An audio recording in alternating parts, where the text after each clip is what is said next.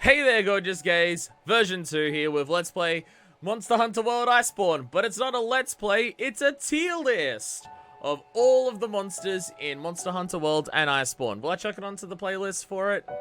I don't know. We've got some gentle backing music for this, which is going to rapidly change in pace and tone, considering it's just the Iceborne OST we've got. Hopefully I won't get flagged on Twitch for this. I don't know. I'm going to leave the volume here. People in chat, feel free to yell at me if you want the volume up more or less, because I have no idea how loud it is. It also could rapidly change in volume as we go on. I have no idea. But anyway, to celebrate Rise coming out soon, I figure, because I'm not doing Volcana, like I've done Volcana and Rathalos before it comes out, I want to do a couple things to just be like, here is our, again, now, the music is now picking up and getting ever so slightly louder.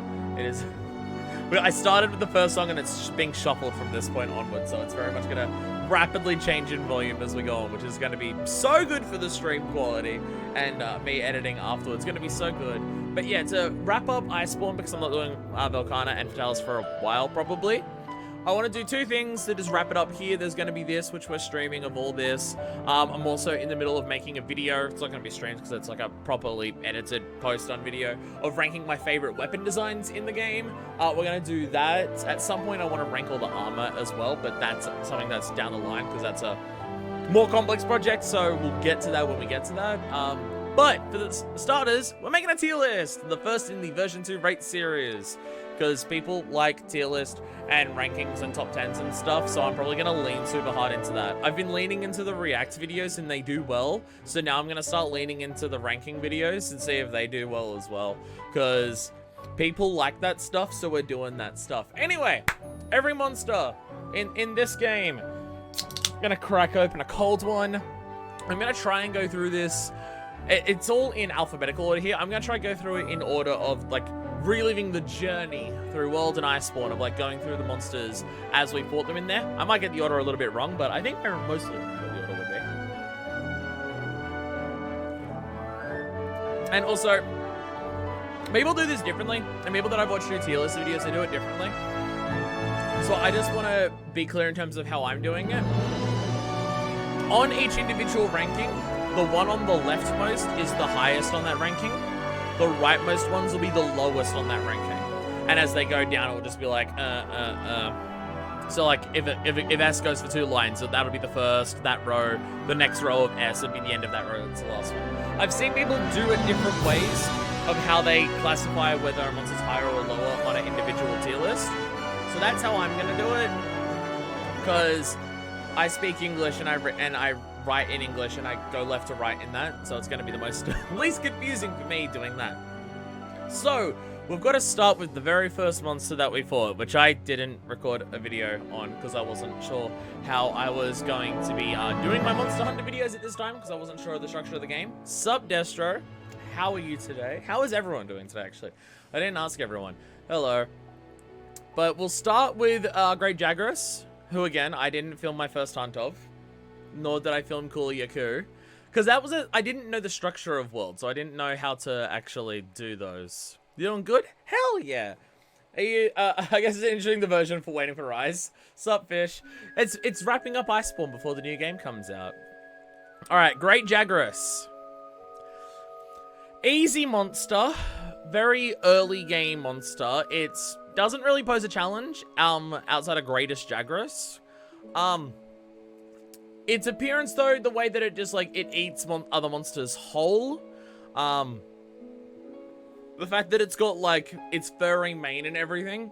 It isn't, like, a bottom tier. Like, it has a decent amount of personality, I think. It's not just a nothing. For an early game monster, for the World games, the games that are going to introduce World, like, Monster Hunter to a whole new group of people, me included. This first monster is a literal punching bag. Giant belly of a punching bag. I'm going to put it over in C. It doesn't have enough going on, obviously, to go any higher than that, but I don't think it's a D tier. Because it's not bad. It's just, it is designed to be the most beginner-friendly monster that they could possibly do. So it's got to be a punching bag. You got to be able to beat the shit out of it. I think C is fair. Where it ends up falling in C will determine as we continue onwards. We have our next monster, Kuliaku. Little chicken thing, holds eggs. I quite like Kuliaku. I like its personality. I like the way it holds its eggs there. I'll admit, the fight for the Final Fantasy XIV crossover, where it grabs the crystal and grows its size over the fight, definitely improves my opinion of Kuliaku. S tier? I don't know if it's S tier. I don't know if it's S tier, but I'm thinking either low A or high B tier. Where other monsters fall would really depend on that, but Kuliaku is the second monster we're doing, so I've got to decide that now kind of thing. For an early game monster, it has a shit ton of personality. I do really like it for that regard. It's probably going to end up in high B tier. If B tier ends up floating up too much, maybe I'll shove it into the A tier later on. That obviously, as we get more monsters, more and more definitively defined in terms of where they are, some of these might end up being shifted around. So that is definitely possible. Now, Pookie, I know is going into A tier. We talk about early game monster with personality, for Kuliaku. Holy shit, Pookie is so much, has so much going on for it. I love its visual design. I love its combination of like frog and chameleon and bird elements, just the way it combines those things together. I think ends up actually making something that is both very awkward and weird looking and also incredibly cute. I'm also going to say this thing gets another advantage because you end up actually giving a shit and genuinely caring for a Pookie because of the Witcher quest. The Witcher quest absolutely, like, it was like I liked Pookie before the Witcher quest, but doing the Witcher quest made me love Pookie, and now I feel bad hunting any of them. Because I just think about that one Pookie that we rescued and came to Geralt's, like, aid later on fighting the Leshen. And just, like, that moment of, oh my god, Pookie's fighting with us, let's go! And using life powders to keep it alive and everything like that. And then you get the cutscene at the end where it's just, like, actually friends with you and stuff like that. It just shows that the hunters never really make friends with any monsters, but Geralt comes into this world and within his first half an hour in the world, there's at least one monster he's befriended. And I do like how much that shows that people can be friends with monsters depending on the situation, and we've never done that other than, I guess, stories, but I don't know how much that counts towards the New World Hunters. But Pookie absolutely gets out. The only reason that Pookie is not S tier is because there's a different Pookie that's going to be S tier. Well, were you factoring Greatest Jagras into your placement of him? If I factored in Greatest Jagras into my placement of Jagras, it would go into B tier. So I'd like to point out that Jagras would be in B tier if you're talking about Greatest Jagras. The decoration, explosions, and the actual difficulty of the hunt definitely affects that. Actually, I think that should count because it's still a great Jagras, but it's a special event. Fuck it. Because of Greatest Jagras, he goes into B tier. Still below Kuliaku because normal Jagras still exists, but yeah. Yeah, just thinking about that moment of explosion of decorations, giant Jagras actually puts up a fight because it does a lot of damage and can, like, stun lock you with its earthquake explosions. Yeah, it probably does go up higher. So the next monster, is Toby Kadachi the next one? I think Toby's the next one. Because I think it's after Toby you go to World's Fire Waste to fight Barrow. I think. I could be wrong on that. Toby, yeah. It's the Toby Kadachi! The Toby Kadachi! Toby Kadachi, really good. I like its design. Flying squirrel cross snake is cool. I do really like it. I don't think it has enough going on personality-wise to match Kuliaku or Great Jagras, even though its fight is better. The way it climbs on the tree trunks is good and everything. It is just a bit squishy. It's high C tier. Keep in mind, C tier is like not bad. Like D tier is bad. C tier is not bad. B is like good, pretty good, fantastic. Is it Barroth before and then my Mudfish and then Toby? I have no idea. I have no idea. But we'll do those now anyway. Barroth. See, I'm now spoiled on Barroth because I've now experienced the Old World Barroth, which is significantly better, even just because the coloring's better. Barroth is covered in mud and is the color of mud. The running thing is kind of cool. Older Gen Barroth is better. Honestly, Barroth might have been high C tier before fighting him in Gen Ult. Now fighting him in Gen Ult, he's not D tier. He's still not a bad monster, but oh my god, can he be so much better with better coloring. It actually was tough in older Gen. Yeah. Yeah, he is, yeah. In the new world, he's brown. His mud is brown. He looks the same whether he's got mud on or off. There's just no difference. And his running attacks are relatively easy to dodge or block. Old World is way better. I rank Toby below Pookie. You gotta remember with Pookie though, the Witcher quest. And also I just personally prefer the cuteness of Pookie compared to Toby. Like you do have to also remember that. Like there is like story and personality elements do mean a fuck ton to me in terms of some of these monsters. Some of them it's just coolness because of their fight, but if a monster has enough personality or good story to it, it's absolutely going to elevate it way up there because not many monsters get that. Like, if I can feel an attachment to a monster more than just its fight, then that helps a lot. Also affected by the fact that if you're coming from the old games, Pookie just feels like another flying wyvern. Well, there's not many fanged wyverns in the old games. That is true. Like, I came into worlds when there's an absolute dearth of fanged wyverns, which I do really like. Fanged wyverns would be one of my favorite types of wyverns. Just compared to the other fanged wyverns on this list, Toby's down there. The Exploring Experience series will change it? Absolutely. I remember the old days in Trial when I would faint multiple times against Barroth. Those are good times. Yeah, again. Low C tier now for Barroth. It's like on the edge of being bad because I've experienced the old one. I know it can get way better. Have you seen Toby's face when he's getting grabbed by Magnum Isle in the first trailer? So much horror personality. That is true, yeah. Still C tier for me though. Still going to be a C tier. Then we've got... Do I even need to discuss this one? It's Eurototus. Alright, everyone spam in chat where you think this is gonna fall. Everyone gets a free gift sub if you guess it right. Don't keep in mind that I don't have affiliate status yet, so I can't give anyone gift subs. So you're not getting them. Damn, everyone got it right. It's D tier. D tier is actively bad, which there's not many monsters. There isn't many monsters in the game that I would consider actively bad.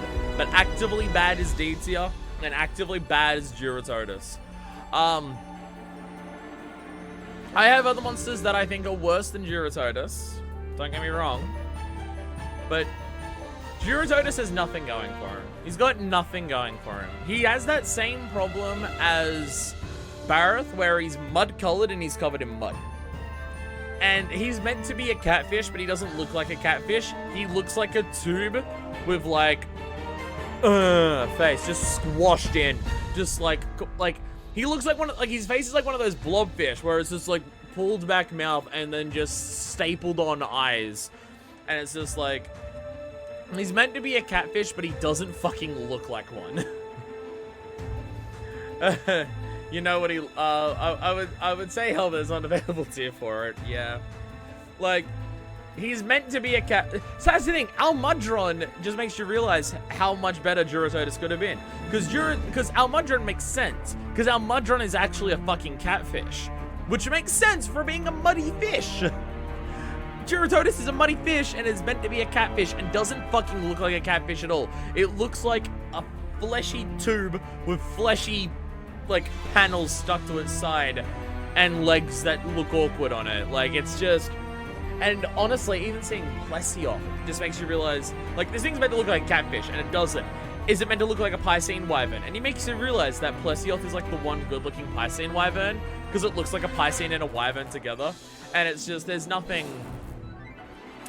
Like, the fight itself isn't actively bad, but he's got nothing going on. Like, the experience is still not good.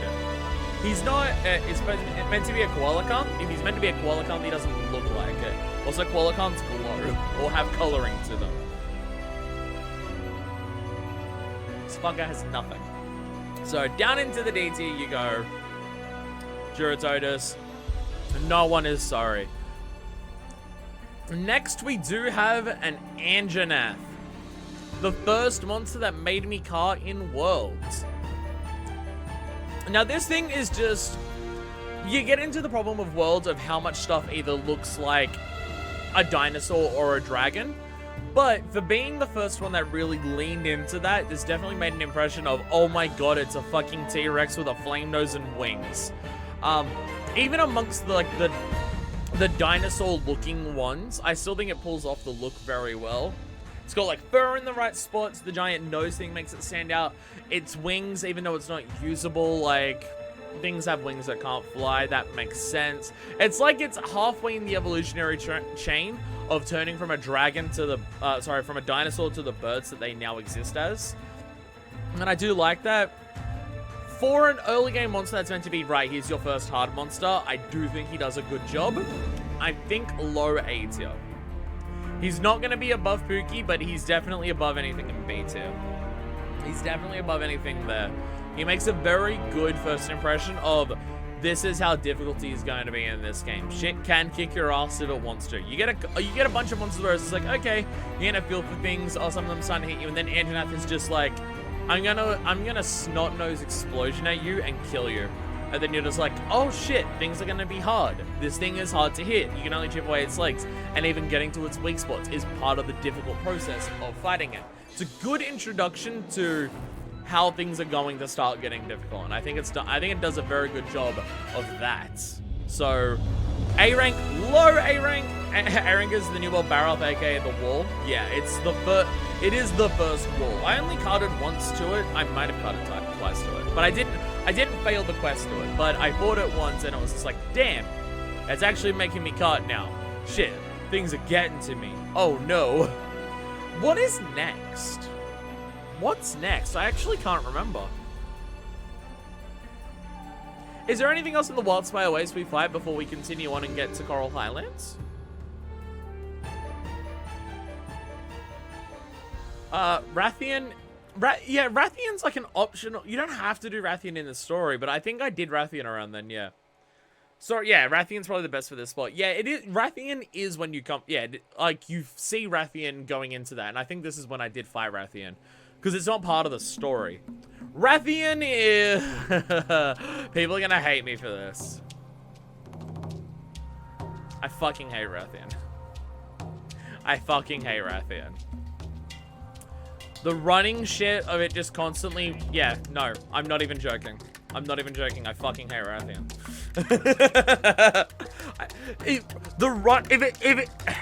If it didn't have the beep test... If Wrathion didn't try to do the beat test in the middle of all of its fights,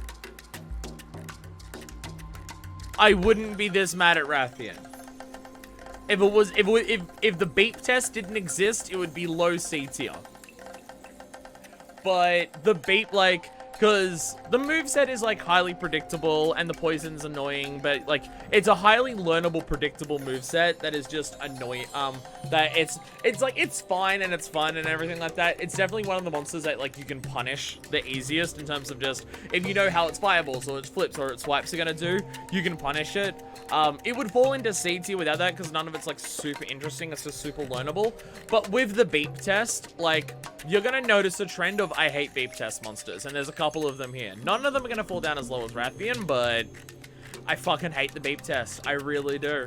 It's so goddamn annoying to just be like, well, for the next few seconds, I'm just gonna have a monster running back and forward and I can't fucking do anything to it. It's just annoying. It's annoying, and I've also seen what good Wrathions are like, and they're in this list, and they're way higher. Also, I highly disagree with you guys as I would place Wrathion around where you placed Anjanath. Yeah, and I immensely dislike Wrathion.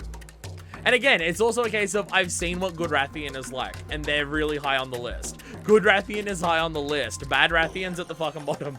Like, worse than Eurototus, absolutely. I hate the beep test shit. It's so goddamn annoying. So then we get to the Coral Highlands. We'll do Zora when we actually, like, get to the end of low rank.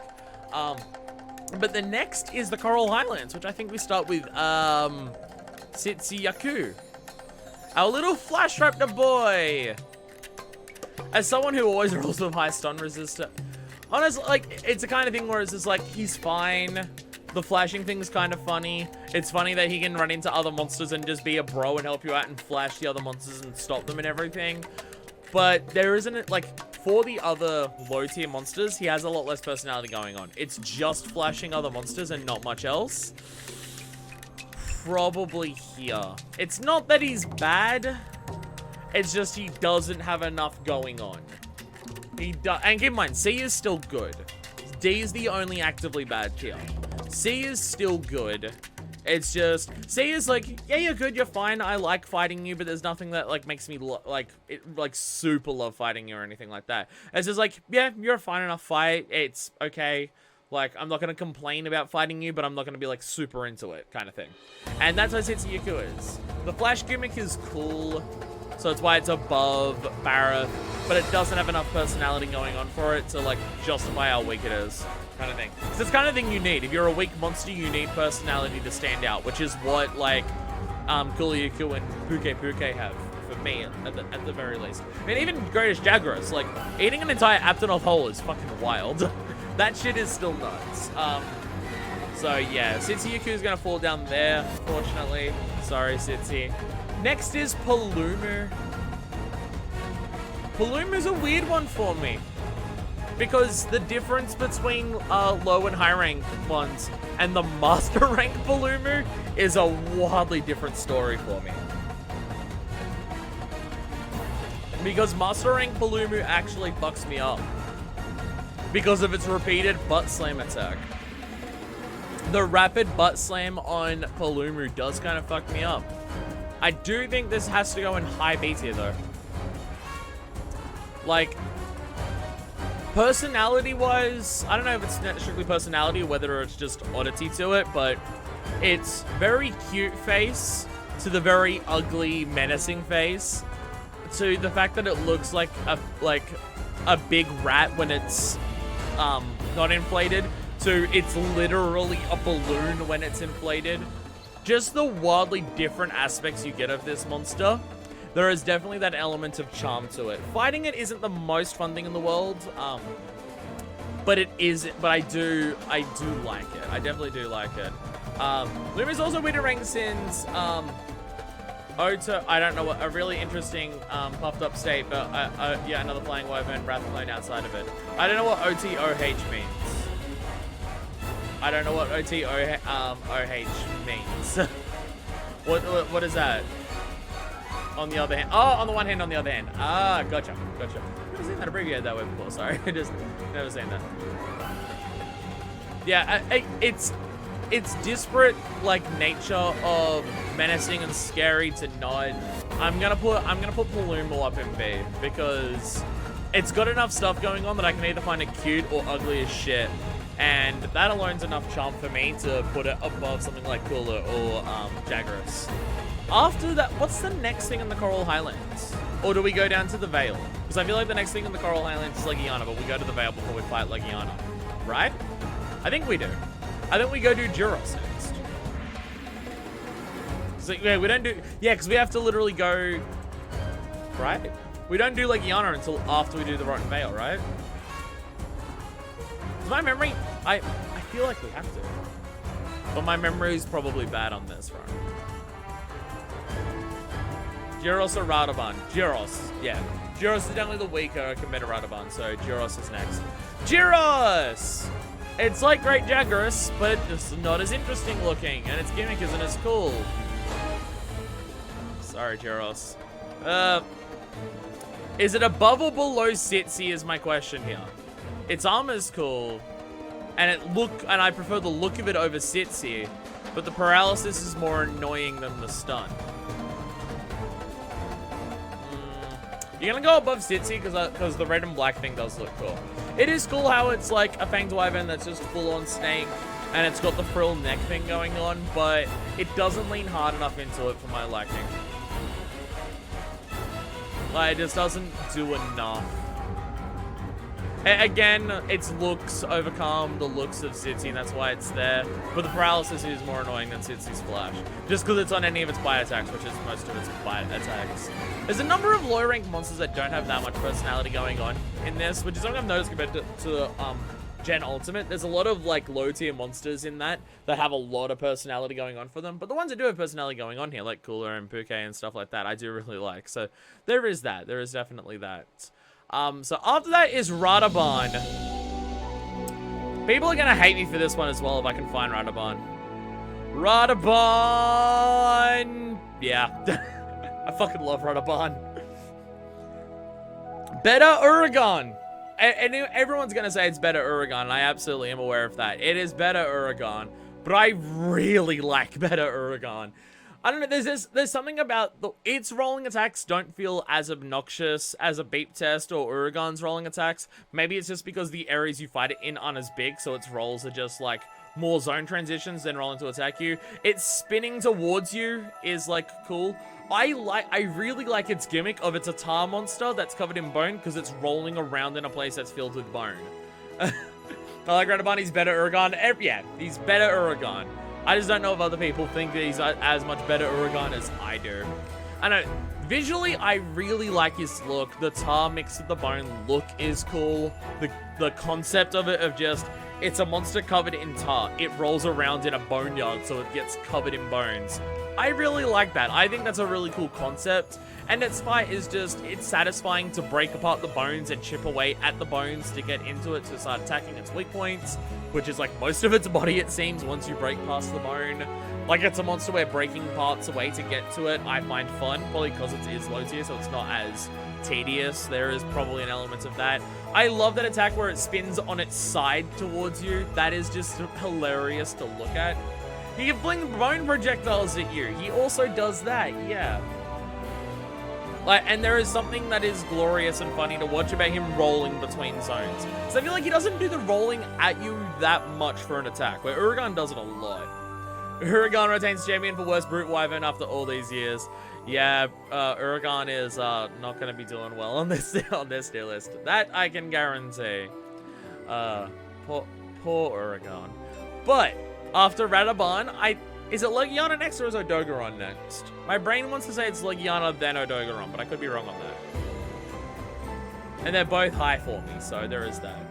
There's also that you can trip him when he rolls. There is also that, yeah, you can knock him out of his roll and he just falls over. It's like, oh, fuck! That part is also fun. I forget what the Leggiana or Odogoron's next. That I don't remember. Hey, someone help me out here because I've got no memory. Leggiana's next? Fuck yeah, let's go. Leggiana! The monster whose armor I wore for most of low rank. So obviously it's going to be up here. Leggiana has a lot of things going for it that I fucking love. It's elegant design. It looks beautiful and gorgeous in motion, basically whatever it's doing. Its roar is like possibly one of the best roars in World. Like that high-pitched is really good. I really, really like its roar. I feel like it does the flying shit without being super obnoxious. And again, part of that is probably because of its locale. Even when it's flying, as someone who uses Sword and Shield, I can still attack it because I'm in somewhere that has slopes or ledges that I can jump onto it and still attack it in the air. Or at the very least, when it's flying, I can still chip away at the very least at its feet. Even though it does ice debuffs, I feel like they're not that obnoxious. It's more so just you be careful of where it leaves its things on, and it's a little bit of area denial, which is something that later monsters get super into. And this is like a little bit of taste of that area denial pack. Curious is kind of air fight, in my opinion, middling for me. The ice physics are pretty beautiful. Yeah, the ice physics are like really good. Yeah, it is like the first monster that I came across that I was like kind of in awe just looking at it, of just being like, whoa, hell yeah. Like, and just something that was just always seeing it was just like, damn, it looks good. Like, visually is a big part. its visuals and its raw are a huge part of why it's so high up for me. And its fight is just obviously not amazing or incredible, but there's nothing in its fight that detracts from it, and it's just a fight that I find fun. And its visuals and its raw really elevated up on top of that, and its fight just doesn't drag it down to any lower than that. So Leggiana is definitely up there. Now we get to Odogoron. Fuck, you're our first ass. I love Odogoron so goddamn much. Oni Wolf Pupper is a strong fucking aesthetic. Visually, it looks fantastic. How menacing its face is and how dog-like its body is really good. It is like the first fight that really keeps you on your toes by just how fast it is. Like, especially even late game, like it is one of the faster monsters in the game. It's only stuff like Versions and things like that that really kind of continuously like outspeed it, and like Nergies and stuff like that. It is really fun. The fact that it is such a close quarters combat encounter the entire time, because it's only got its bites and its claws, you and it are like next to each other for the whole fight, because it's the only way either of you have reach and range to each other. I love his fake down when he rides around and jumps at you. Yeah, his fake knockdown is so good, where he goes down and then just immediately pounces back. Like, and I don't even know if it's just like it's a faked down, or if it's just so angry that it just can get out of a down state faster than others. So you've got to repeatedly down it before it will actually stay down. But it does very well at that. Its roar is another one that is really good. It's not as like immediately amazing as Leggiana or something like that, but its roar is just like, Odogoron is not meant to live in the Vale. It is not meant to be there. When it roars, you can hear that its lungs are fucked up. You can hear it's just like it kind of has to like to get its roar out, and you can hear like its lungs like kind of shaking around in its rib cage. So why is it in the Rotten Vale? Because Odogoron don't give a fuck. There's shit down there to eat, so I'm gonna be down there to fucking eat it. Like, it's meant to be a Coral Highlands monster. It just mostly stays in the Vale because there's more shit down there to eat than up in the Coral Highlands. And I love that concept for a monster, that it's just like, there is more food down here, so I'm gonna stay here even if I am not built for this shit. It can't survive the effluvium. Well, it can like put up with the effluvium, but the effluvium is clearly damaging it over its lifetime. Like, Odogorons have a shortened life expectancy because of the effluvium, and that is absolutely like what is going on there. So just that concept of it lives down in the Vale because there's food there, because it just wants to eat, is really entertaining to me as well. And its fight is just like, that first fight that gave me that feeling of just like, oh, dodge quick attack, get a couple hits in, oh shit, dodge quick attack. Something that really keeps you on your toes and makes you feel awesome when you're able to like dodge all these fast attacks. And it holds up that strong like the entire time. Even now, I can go find Odogoron and it's an incredibly fun experience that is like making me stay on my guard the whole time. when it eats meat and gets really pissed. Yeah, that's also why does it eat meat and then get angry?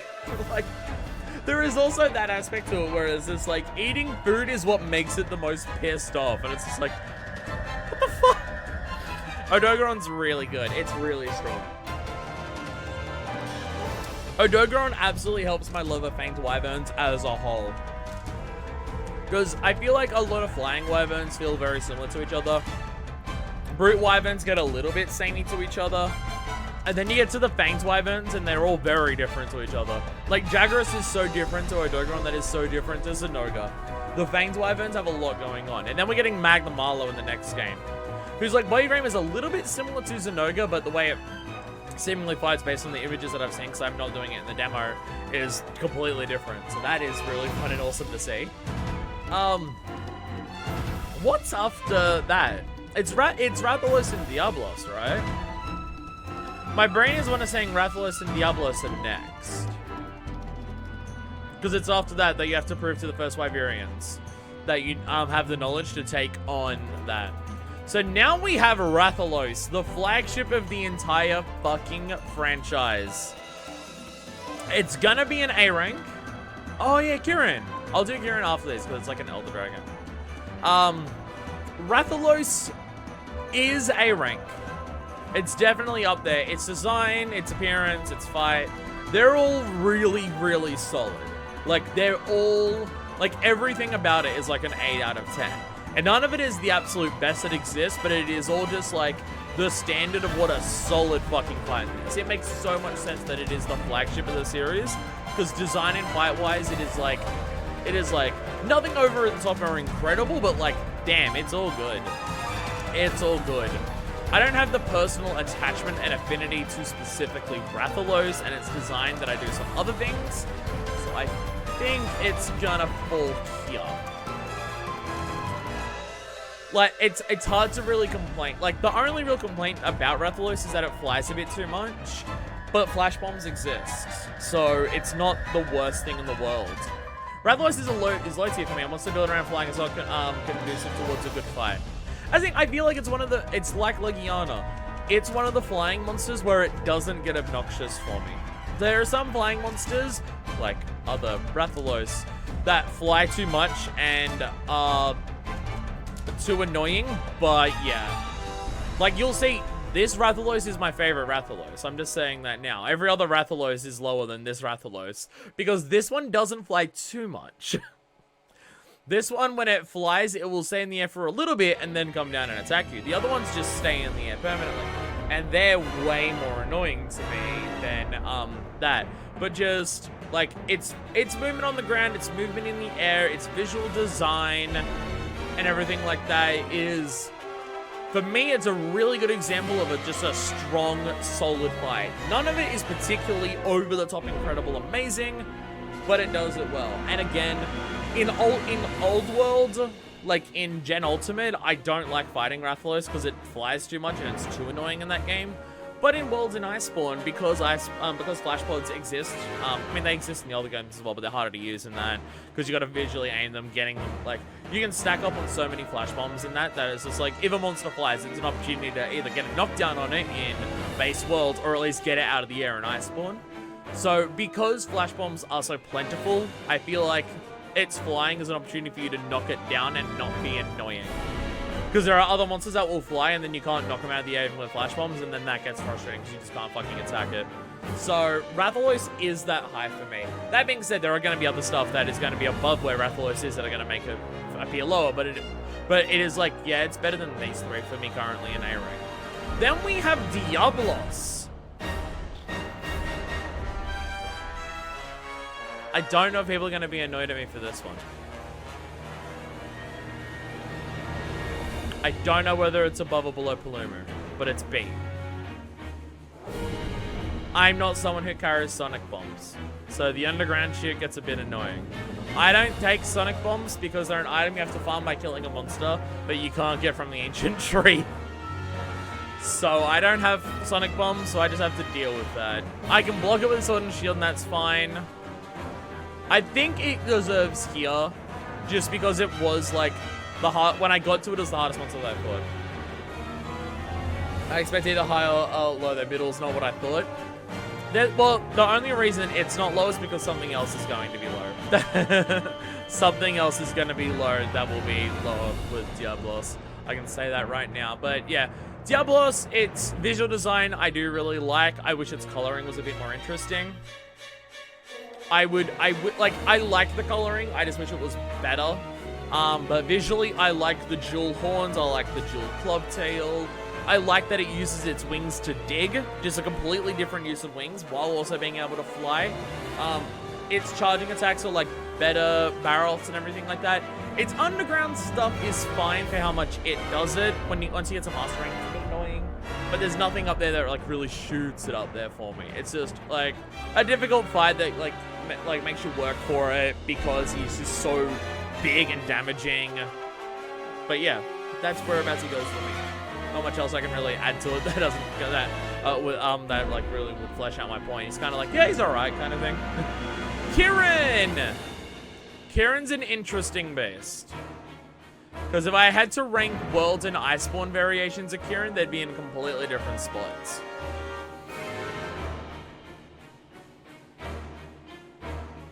Because I much prefer Kieran in Iceborne compared to Worlds. Because of the Clutch Claw. Being able to Clutch Claw to a Kieran and tenderize its body and its head, which is easy to do. It somehow doesn't knock you off and it kind of lets you do it for fucking free most of the time because most of its attacks are lightning based. It means you never have to worry about the electric aura bouncing you back. In base world though, the biggest issue I had with this thing was attacking it, hitting its body, and bouncing back. And you can shield bash to get past that, but the problem is, for some reason, the inputs for Sword and Shield is if you hit a monster and get bounced back, if you press forward and circle at the same time, which is normally a shield bash, it will instead do another advancing slash, which will cause you to bounce again. So you have to stop and wait for a second and then start a shield bash combo. So there are times where I would like not be waiting long enough because I'm like trying to damage it, and I'd just be advancing slash, advancing slash, advancing slash, advancing slash, while trying to do a shield bash, and I just kept bouncing off of it, and it was so goddamn annoying. So in like, if this was base world only, it would be D tier. But because of Iceborne, I can negate that with the tenderizing mechanic. The one good thing about the tenderizing mechanic, isn't it? So I don't know where to put this. Because if I think about my favorite, best interpretation of Kieran, getting something paralyzed is pretty annoying too. Yes, there is also that. The paralyze and the thunderblight, so you get stunned more. But if I had to consider my absolute best experience with Kieran, it would be the bottom of B tier. So I think because of its really bad experience it can possibly have, which is the one that I put less time into. I put less time into the world, like into the world one than the Iceborne one, because I put way more hours into Iceborne than I did into World. It goes in the C tier. If we're counting armor, it goes up to A tier. Because, wow, there's no other armor set that has more porn of people dressing up as a character or people making, like, source filmmaker models of character wearing that armor and that porn, other than the Kieran armor. So if we were to do a ranking tier list of how much porn is there of people wearing this monster's armor, it would be the top of S tier. It would be 5 tiers above S tier. But because we're talking about its fight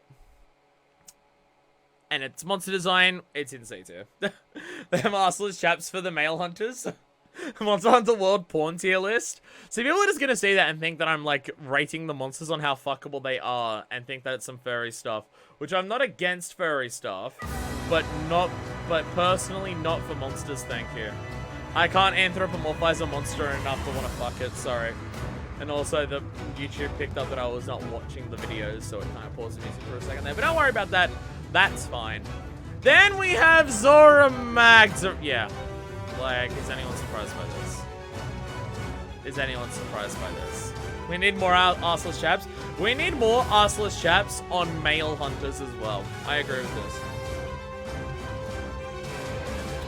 I'm fine with more so much female armor having thigh windows if it means more male armor has thigh windows.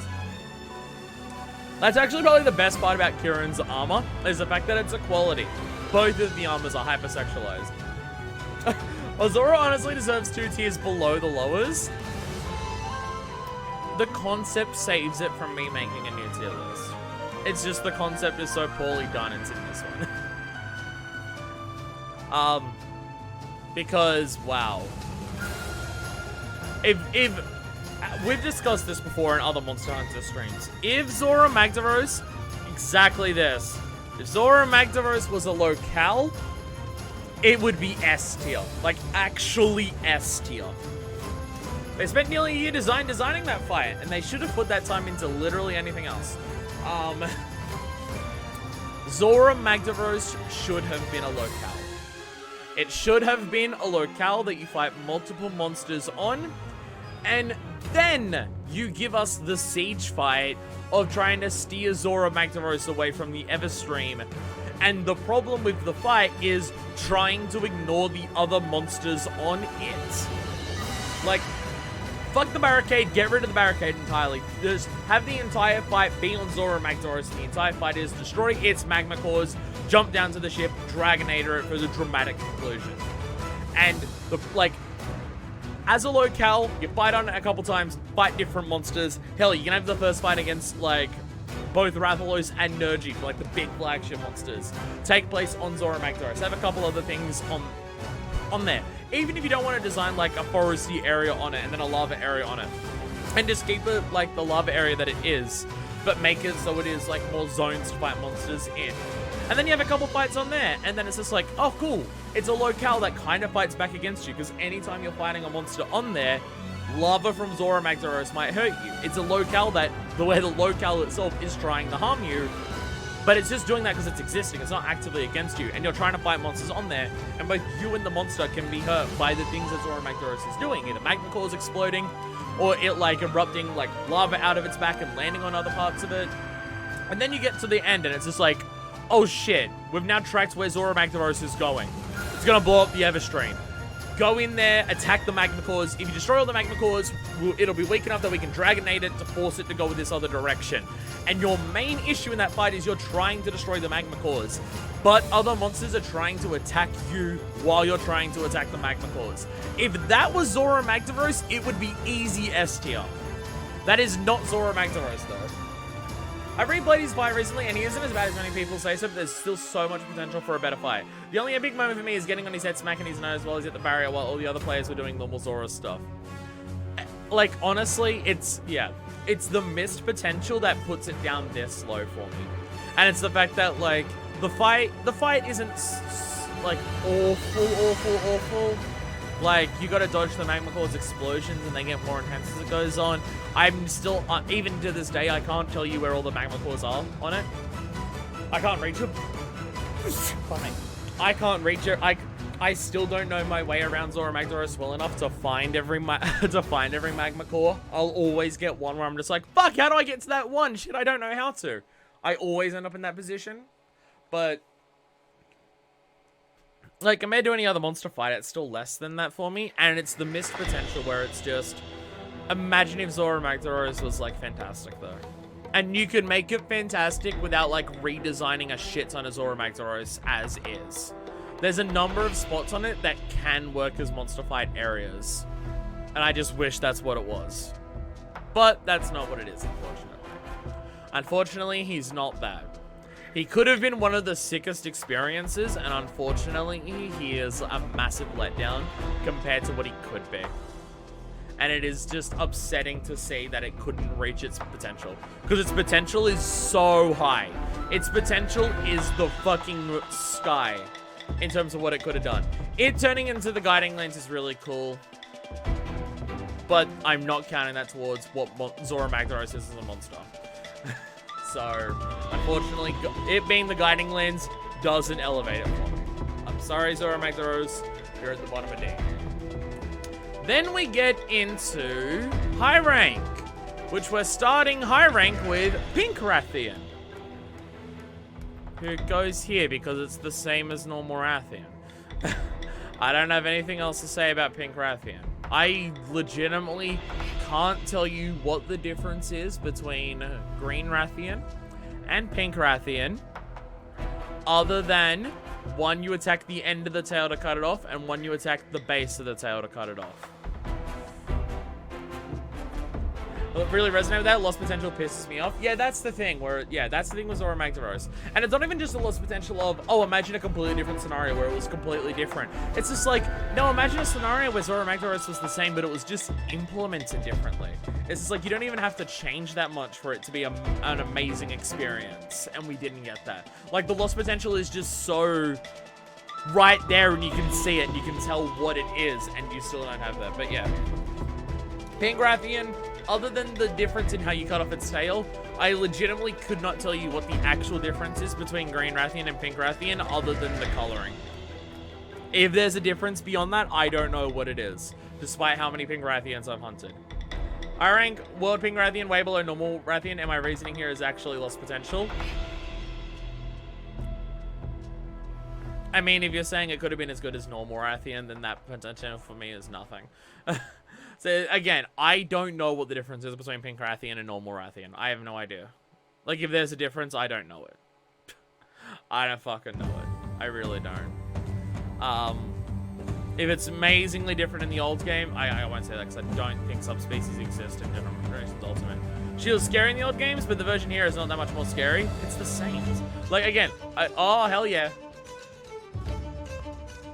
Sorry. One of my favorite, like, hub tracks in the game. I love this music. But, yeah, I can't tell you what the difference is. And the fact that she's not any different, I would just consider that missed potential because it's just like, goddamn. Variants and subspecies in Iceborne are so much better. But not this. Not this shit show that we got. Now we get to Elder's Recesses next, right? We do Elder's Recess before we do any of the other subspecies or Elders. Obviously before we do the Elders. So, does that mean next is Boy? Pink was faster, more aggressive, glued to your arsehole 5. And I do not even remember this. Do not even remember this at all. God damn. The storm outside is really approaching. And by approaching, I mean it's been here for several days and there's parts of my state that are flooded up to like 1 meter of water. The rain has not stopped for like... In some places it hasn't stopped for about 5 days. Here it's been about 2 days now. And it is just like a torrential downpour. And the rain is meant to continue this heavy until Friday. And it is so fucking intense. It's like, holy shit. I'm just looking outside the window and it's just like so intense. The rain is like, fuck. You can't hear it on microphone. I checked that, but I can hear it outside. It's like, holy shit. There's just times where it starts getting really heavy and I can hear it. It's just like, Jesus Christ. We're in the middle of a very, very chaotic song. We had a fucking tornado in Sydney. It was only a small one, only lasted for a little bit, but we still technically had a tornado in Sydney. Shit is fucking wild here at the moment. It's almost like climate change is real. Dodo Gamma. It's the boy. It's the boy. Sorry, Dodo, you're not S here. Dodo's not S. I know some people would put Dodo in S. I'm not one of those people. I really like Dodo. I do think it's adorable. I do think it's super cute. The way that it sleeps is adorable. Its intro cutscene just eating rocks and turning around looking at you just being like, sup? And then going back to eating rocks is awesome. It doesn't want to hurt you. It just wants to fucking Netflix and chill. It is super cute. It doesn't have enough going on other than the fact that it's super cute. Its fight is very normal and tame. Like, it's running at you and explosions and stuff is fine. I'd put in way lower, but probably because I wouldn't have value cuteness that much in a list like this. Well, this is just my tier list here is just how much I like the monsters. Like whatever the reasoning is, it's just like these are my personal favorites to my least personal favorites, and a lot of stuff can affect that for me. Like there will be like even though Dodo is in A, I don't think his fight's good. But he is very adorable, and his personality shines in his intro cutscene and the way that he sleeps. That he's, like, he is that high up for me. I just don't think he is the pinnacle of cuteness. But I do think him that there. Leave the boy alone and let it chill. Yeah. And also, I've got to give a shout out to Dodo for being the monster that Team Darkside kill over and over again. Because it's the one monster that has a hit zone of 1. Or 100 or whatever it is. So they can do their true charge slash on it. It's because of Dodo Gamma that we have a true great sword slash that hits with over 10,000 damage. So that's got to go into it as well. Because without that, we wouldn't be able to hit 5 numbers for that. But yeah, very cute. I love its personality. I love its appearance. Dressing up Poogie as Dodo Hama is very adorable. But it is not an S tier, and it still doesn't beat how beautiful Leggiana is and how good Leggiana's roar is. Oh boy. Oh boy. Unfortunately, the rest of the Elder's Recess has got to come up next. Uragon! Uragon! Uragon. It's Uragon. It has that one really cool attack in Master Rank where it lights itself on fire and rolls at you. And it's kind of cool that you can mine its back. But visually, he's ugly as sin. His fight is beep test stuff with the rolling. The bombs are kind of cool, but just... I don't know. That low, yeah. My thing with Uragon is that my initial impression of him wasn't that bad. I didn't actually mind him when I first saw him. Uragon definitely suffers from the fact that every single fight I have against an Uragon, I think worse of him. Like, every single fight, it's the lack of interest that I have in what it is that just knocks it down further and further. If I was ranking this when I first fought Uragon, it would probably be in C or B. But repeated exposure to Uragon has massively hindered how bad it is. Wait until you see its deviant and how bad it is as well. So I have been told that, like, it has a deviant and it is the worst monster in the franchise. I don't know what its deviant is or why it's the worst, but it's like, it was one of those things that I couldn't avoid on Twitter of just like, when people were talking about deviants somewhere else or something like that. I think we were talking about variants and someone mentioned where it's just like, the Uragon deviant is like the worst monster ever, and it's just like, fuck, man, okay. But yeah.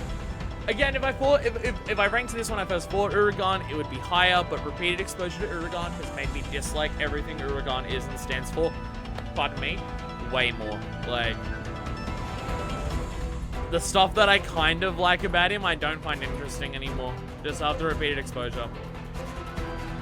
And the only good one is Watermelon Uragon. Watermelon Uragon is S tier. I haven't even seen it or believe it's real, but Watermelon Uragon is S tier. I cannot wait until we get to the Monster Hunter Showcase series and we start with Watermelon Uragon and it turns out that motherfucker's real and it's just gonna be like, oh my god, no way. What the actual fuck? Because that's gonna be a wild moment when we discovered that's actually real. Then after that, oh god, here we go. Lavacio! And you know what the fucking wild thing here is? You know what the absolute batshit insane thing here is? Yeah. Only because the Guiding Lands exists. Here is Lavacio before you fight it in the Guiding Lands. Here's Lavacio once you realize there is also a Guiding Lands fight against it. Fighting Lavacio in the Elder's Recess is the second worst experience in this game. It is the absolute worst. Its rock armor happens so frequently. It's, no. Pre-Guiding Lands is below Zora. No, pre-Guiding Lands is below Zora. Pre-Guiding Lands, it's worse than Zora. But, post-Guiding Lands, it's above the Wrathions. In the Elder's Recess, it will spend all of its time jumping around those 3 fucking pools that it has. It jumps out, and if it's jumping back in the lava, you can't attack it. And if it's not jumping back in the lava, it's got the rock armor, and it's very fucking annoying. And then anywhere else you fight it in those 2 areas is just... like, fighting Lavacio in the Elder's Recess is misery incarnate. It is so bad, and I fucking so immensely dislike it. It's so goddamn annoying. But I actually like fighting Lavacio in the Guiding Lands, and I experienced the same thing in Generations Ultimate. When you give Lavacio an arena where it can bury itself under in any part of the zone. So at any point in the zone, it can be underground where it's harder to hit because it's under there and a little bit faster because it swims, but it's vulnerable, or it jumps out, bigger target, but you bounce off of it and it's not as fast. When it can swap between those dynamically, regardless of where it is in the zone, Lavacio's actually interesting. The same shit happened in Generations Ultimate when I got to it. You fight it in the volcano, anywhere it can be. It can either be submerged and vulnerable, or, like, which is weird because it's smaller, but it's more vulnerable there. Or it jumps out and it's harder to hit, but it's a bigger target and not as fast. When you're not fighting it in the Elder's Recess, it is so much more interesting. But in the Elder's Recess, it is fucking misery. Lavacio was better pre-world. They ham-fisted the mechanics from a certain Leviathan that was probably meant to be in the game instead. I have heard this. The only Frontier monster we get in the main series nowadays, and it's this one. Lavacio is Frontier. Jesus fucking Christ. Jesus fucking Christ. Yeah, it's... Yeah, and that's also a weird thing to think, that in the old worlds, it doesn't even have its, like, rock armor mechanic. But yeah, it's from Frontier. Like, the combination of it is hard for it to swim in lava, and if it is swimming in lava, you can't attack it because it's outside of where your weapons can reach. So when it's not in the lava, you can then attack it, but then it hardens up and you bounce off of it.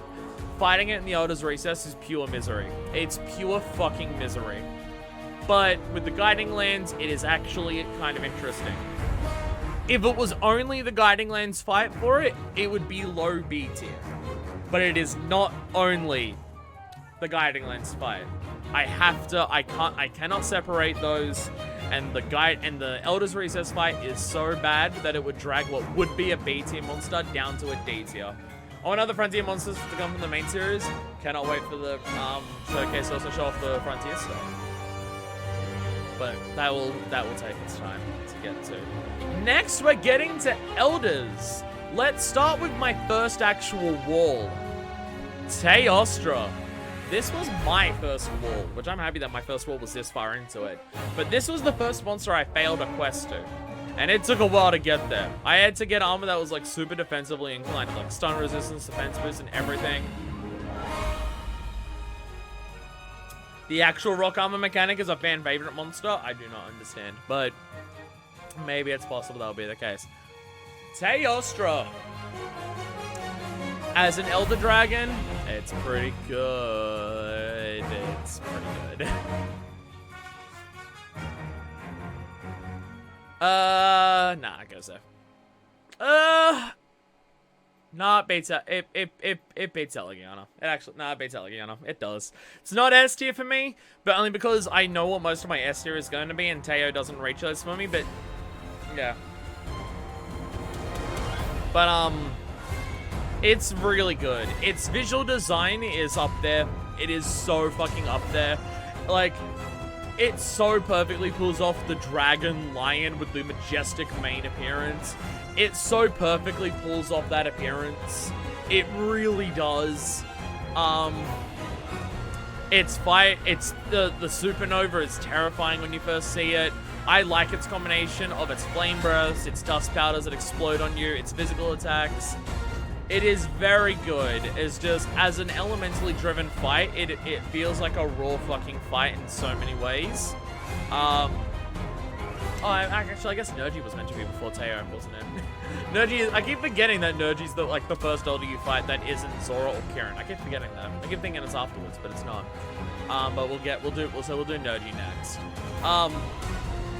But yeah, it's a very good fight. It was my first wall, my first quest that I failed on, and had to go get different armor for it.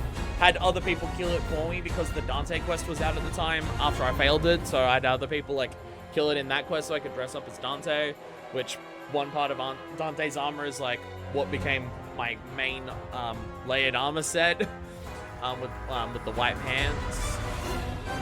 Yeah, Teo's really good. It's the only reason it's not S tier for me is because I know what most of my S tier is going to be, and I prefer everything in S tier over it. And it doesn't quite reach the levels of the stuff for me that is in S tier. Now, because I accidentally did skip it because I forgot the order of it, Nergigante. I feel like this is going to be very easy to predict for people watching. I feel like most people are going to be able to work out where this is going. Because how could it not? How could it not? It's Nergigante. It's a fucking incredible fight. This is like the rawest fight in the base game. Of just how it is like a raw, it just uses itself to attack you. There's no element shenanigans going on, no other stuff like that. It is just a raw fight between you and Nergigante, and it uses its raw power. And it is so fucking good. All of its moveset is, it does that fantastic thing with its moveset where it is super brutal, difficult to dodge, and hurts like a motherfucker. But it is so learnable. It is so telegraphed, and where it ends up landing, you can learn so well. It is a fight where if you don't know what you're doing or you fuck up, it's going to brutally punish you. But if you know what you're doing, you dance circles around it, which is a fantastic feeling. You know what? It feels like a fucking character action game. Not a coincidence that this is up there when it's the most character action fucking monster in the entire game, even including Iceborne stuff, with one exception. The variant of it. Like, it is so good. Fighting the Gigante is just one of those experiences that is always just like a fuck yeah kind of moment. It is dancing around its moves when you learn it, punishing it, breaking its parts when you get that good at it. It is a very satisfying experience, and it is so good. Absolutely top of the S tier for the time being. We'll see if other stuff can bump it off. But it is absolutely that high up there. Then, Balhazar. The Demo Gigante fight got a lot of people hyped for the game. Yeah, that was like the fight in the demo. That's why I get that's like why people would just be like, this is what World's gonna be. We go from like the old world and how clunky and like slow some monsters were, to Gigante with its incredible speed and its everything like that. Holy shit. That would be the thing that sells people on the game. It is very much a good monster to be the flagship of this game. There is absolutely going to be a whole lot of people who started their game with Worlds where Gigante is going to remain one of their favorite monsters for the rest of their time playing Monster Hunter, and I'm one of them. Like, the fact that it was my first monster that I fought in World, like the flagship of my first game, absolutely is part of that. But it also just helps that it's really good. It also helps that it's just a really good fucking fight. Balhazar. It's not actively bad. In fact, it's kind of alright. Bottom of B tier. I wish it was more difficult. I'm okay with its moveset. Its gimmick is cool, even if it's really easy to negate with certain skill sets. Like, the concept of it being a dragon cloaked in dead flesh. I don't even know if it is alive itself. The effluvium, like Master of the Effluvium, those concepts are really cool. The fact that it is a battle of attrition against it, that it is just, its attacks are not vicious or brutal. But it is trying to kill you by just pure existing around you. Really cool concept. That's why it wins a turf war against Odogoron. Odogoron goes to tear it to pieces, but Odogoron cannot handle its effluvia enough to get in there and kill it, so Balhazar wins. The fact that it's an elder dragon, that's its survival mechanic, and it's cloaked in flesh, the concept and idea of it are really strong. And its fight isn't necessarily bad, its moveset is fine, I just wish it was more difficult. The mechanics, it's a monster that would probably be way harder in the older style of games. Because of how much we can dodge, how much easier it is to heal, how much more healing we can bring and everything like that, bigger wasp on our pets and everything like that. Because of how much we can heal and how easy it is to negate its effluvia, its Battle of Attrition style doesn't work in Worlds. If Balhazar existed in the old games, it would be a brutal fucking fight to try and not drain all of your healing fighting it. I wish it, if the mechanics of Worlds didn't so power you in terms of how easy it is to heal, Bal would be way harder. And its concept would be like, it doesn't need to change its concept, it's just unfortunate that its concept of how it wins a fight by draining you of all your health because existing near it kills you. And it happens to be in the game where healing's the easiest it's ever been. That's the most upsetting thing about Balhazar.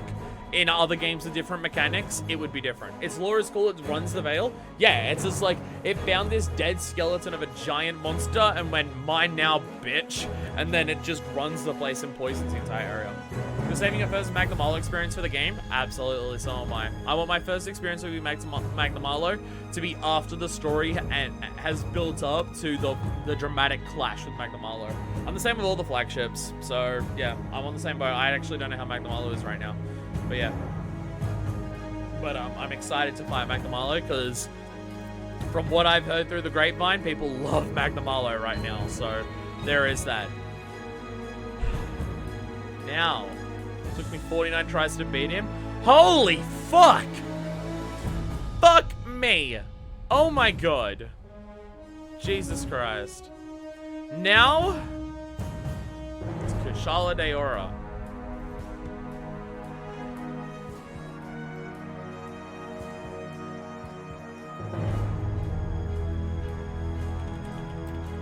Ah, shit.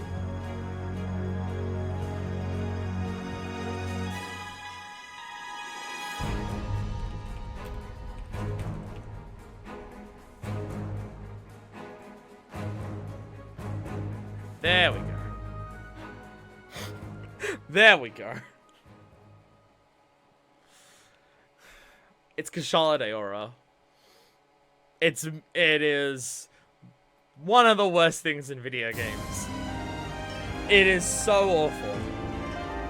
It's so fucking bad. It's so awful. It would be kind of okay, I guess, if he didn't have the wind aura around his body.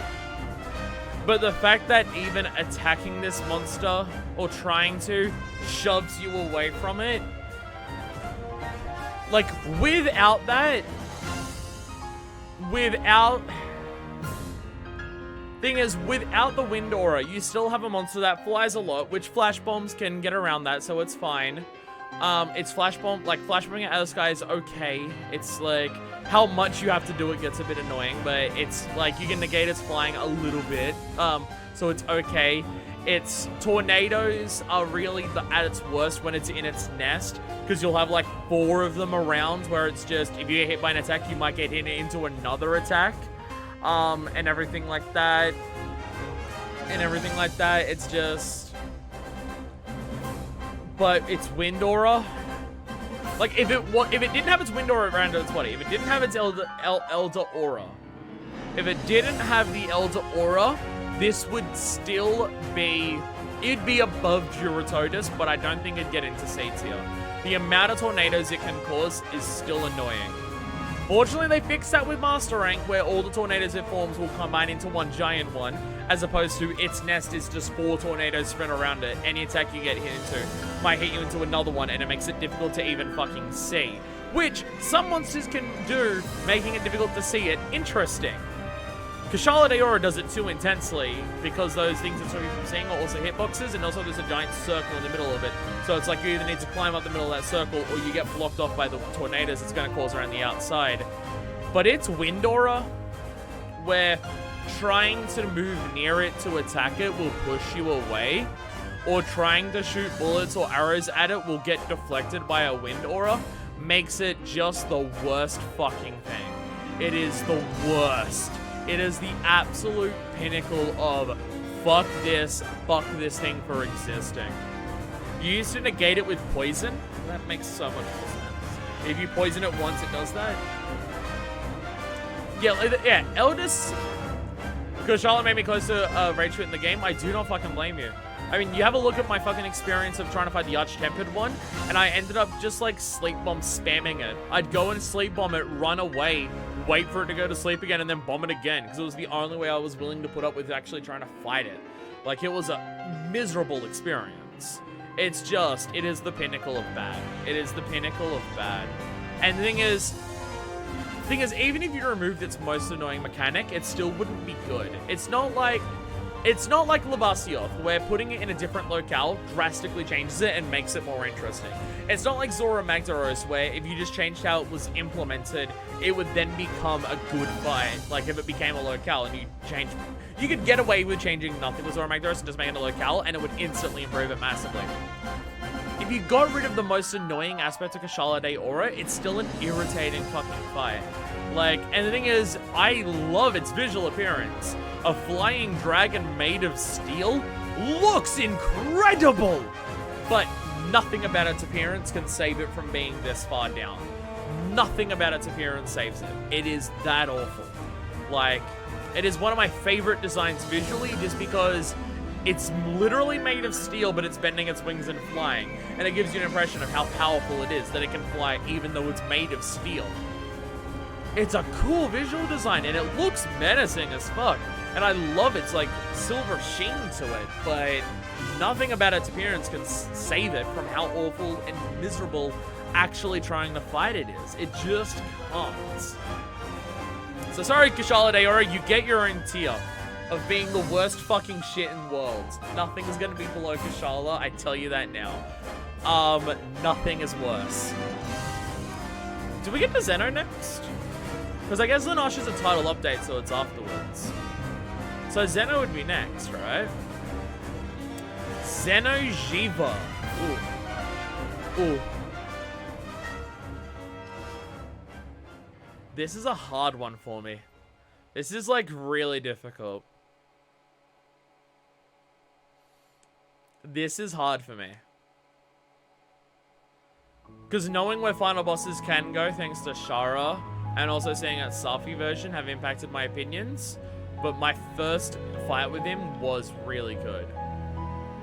Charlotte was easier in MH2, the game it was flagship for. It did have a lot of BS tornadoes and huge wind attacks. Still probably wouldn't be good though.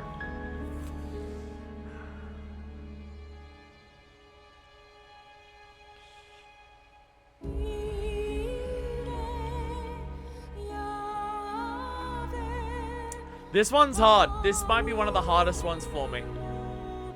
So I really don't know.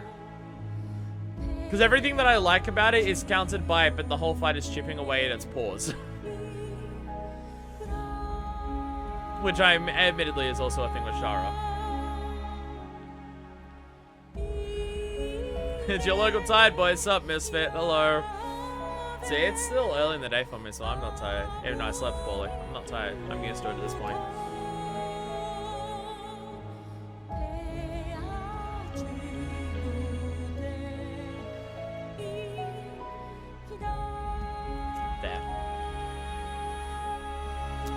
Its visual design is awe-inspiring when you first see it, of just sheer what the fuck is going on. Its lasers are cool and awesome. Its appearance, even outside of like its alien aspect, is like, whoa. Getting to it as the final boss, like obviously the game has to build up towards a final boss.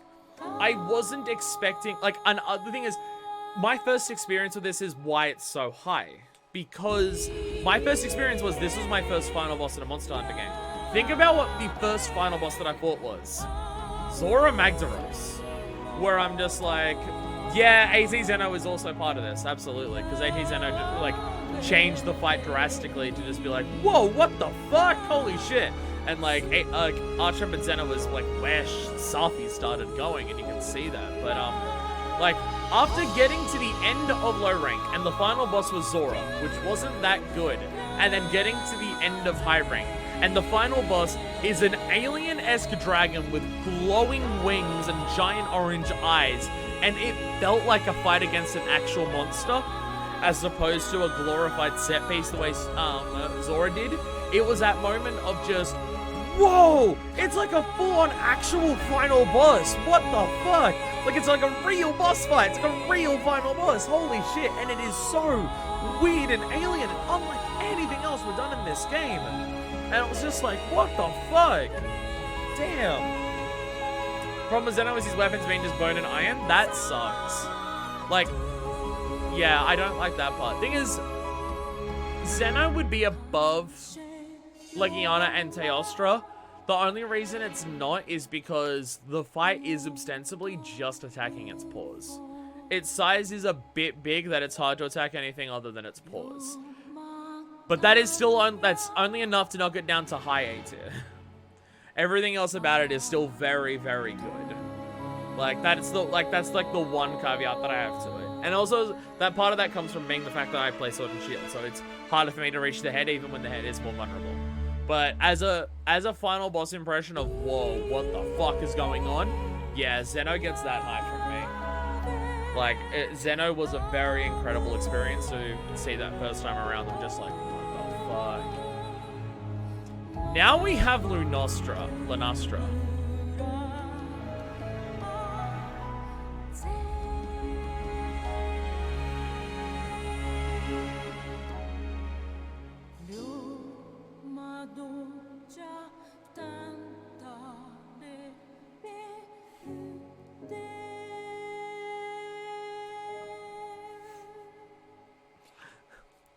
It just barely managed to scrape by not being actively bad. Hey, guess what, Fish? You exactly predicted why she's here. She's slightly remixed Teo with, like, different ways that she uses her flame in areas and island stuff. I like her visually. I think she's as strong as Teo visually. I don't think she's a step up or a step down. She's as strong as that. I think her fight is, again, a sidestep from Teo. Not any better, not any worse, but different enough that it does feel different. But her Supernova sucks. Her Supernova is so irritating. You used to have an identical moveset to Teo. At least it feels different now. The Supernova doesn't turn Nostra into actively a bad fight. Wasn't Nostra before Devil Joe? I thought Nostra was before Devil Joe. Wasn't Devil Joe title update too? No, it wasn't. Yeah, you're totally right. Yeah, I did fight Devil Joe before I beat the main story, didn't I? Because I was that far behind. Oh, yeah. Sorry, I'm getting my order mixed up. I know I get some of the order wrong. I'm trying to do this in an order. I'm just trying to memorize off the top of my head. The fact that I'm getting as close as I am, I'm honestly shocked by. It's Supernova. Like, the damage over time part of the Supernova, as instead of a giant explosion's fine. But the constantly being knocked into the wind thing so you can't do anything is very annoying. Yeah, so I was going to do Basil and Devil Joe together. I kind of consider them together. We jumped over Black Diablos and Azura Rathalos. Well, that tells you where they're going to be. That tells you where they're going to be, doesn't it? Yeah, I'm getting the order completely mixed up. Don't worry about it. It's fine. Yeah, the being knocked by winds in the Supernova is just like, oh shit, my health's draining. Oh, but now I can't do anything because I'm in winds. And it's just... And then you get to, like, Arch-Tempered Nostra, where it's just like, kind of a decent fight, Okay, everything. Supernova's about to happen. Barcaster or you're dead. There's nothing else you can do. Yeah. It's because of the Supernova being as bad as it is that Nostra gets knocked down that far. The Supernova is that bad that it goes from, like, high A to low C. It's not many monsters have one thing about them that knocks them down that far, but fuck does Nostra have that. Still not actively bad, because it's only a small part of the fight compared to the rest of the fight, but I'd still put it that low. I would still put it that low. Yes, below Barroth and Titsuyoko. I really dislike the Supernova. I really dislike that Supernova. Alright, so we skipped a bunch of monsters, so let's go back. Azura Rathalos, where are you? Where's Azura Rathalos? Oh, there you are. Azura Rathalos! Yeah. Like, yeah. I know it's a massive change, but... Actually, no. No, you don't go down that far. You go... Not Azura. Not Azura Rathalos. You go... Yeah, you go there. Yeah, that feels right. That feels right. Azura Rathalos, but more flying. Less interesting colors. Not a fan. Not a fan. It's Rathalos without the thing that I like about it. Really favorite monster, but more of what I ate. Yeah. So again, I really do like Rathalos, but it's annoying. So no. Black Diablo. Wait, my music's paused again. Yes, I'd like to continue watching. The music keeps pausing. We've been because we just go for so long without interacting with that it keeps pausing. Sorry. Black Diablos! You down here. You're down here. You know, it wasn't Eurototus because Eurototus has nothing going on. The fact that you're Diablos is kind of cool. I do like you aesthetically. You bury in the ground too much. This is a problem with base world subspecies of just they're not interested. They are just more irritating versions of the monster that was there before. Unfortunately, Nostra falls in that category too. But only because of Supernova. But yeah, Black Diablos is Diablos, but its most annoying attack, it spams non-fucking stop. I do not like that. Wow, I'm putting a lot of monsters into actively bad, aren't I? Maybe I don't like this game. Yeah, you're down there. I do not like fighting you, Black Diablos. You're an annoying fight. You're very annoying. I'm not a fan of you. Devil Joe! You won't believe it. He turned himself into a pickle. He calls himself Pickle Joe. It's the funniest shit I've ever seen. Then what did Gen 1 sub CC said they're reskins? Yeah, that's a big problem with the base old ones. Devil Joe! Devil Joe gets B. Devil Joe is really cool in concept. Music rocks. I love its design. I love its attacks. Biggest issue with Devil Joe is it's another issue of you're mainly chipping away at its legs. And I'm aware that's because I play Sword and Shield, but still. If it wasn't as tall, it would be an A rank. But it's a bit too tall for my liking. It falls into B. High B. Still high B. It's the funniest shit I've ever seen.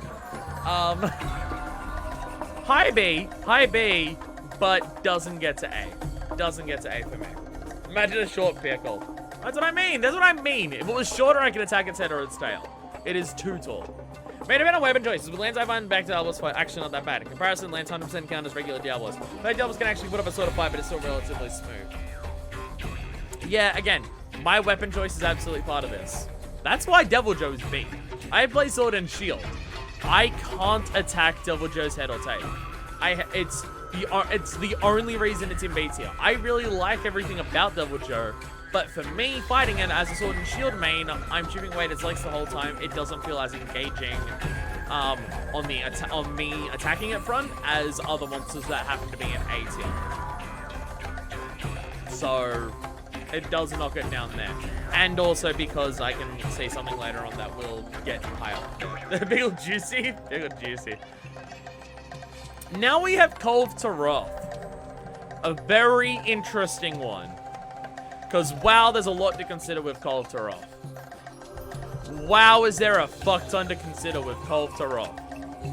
The pursuit level mechanics, the tracking it, its 3 very distinct phases of its fights, its arch-tempered form, the master rank hunt against it. Basil, sorry. We'll do Basil first. I forgot about Basil! I always forget about Basil.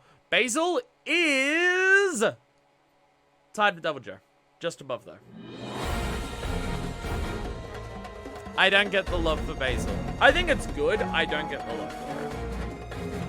I know there are people out there who fucking love Basil. I've just never had that. I've never had the love for Basil the way that other people do. Like, it's cool.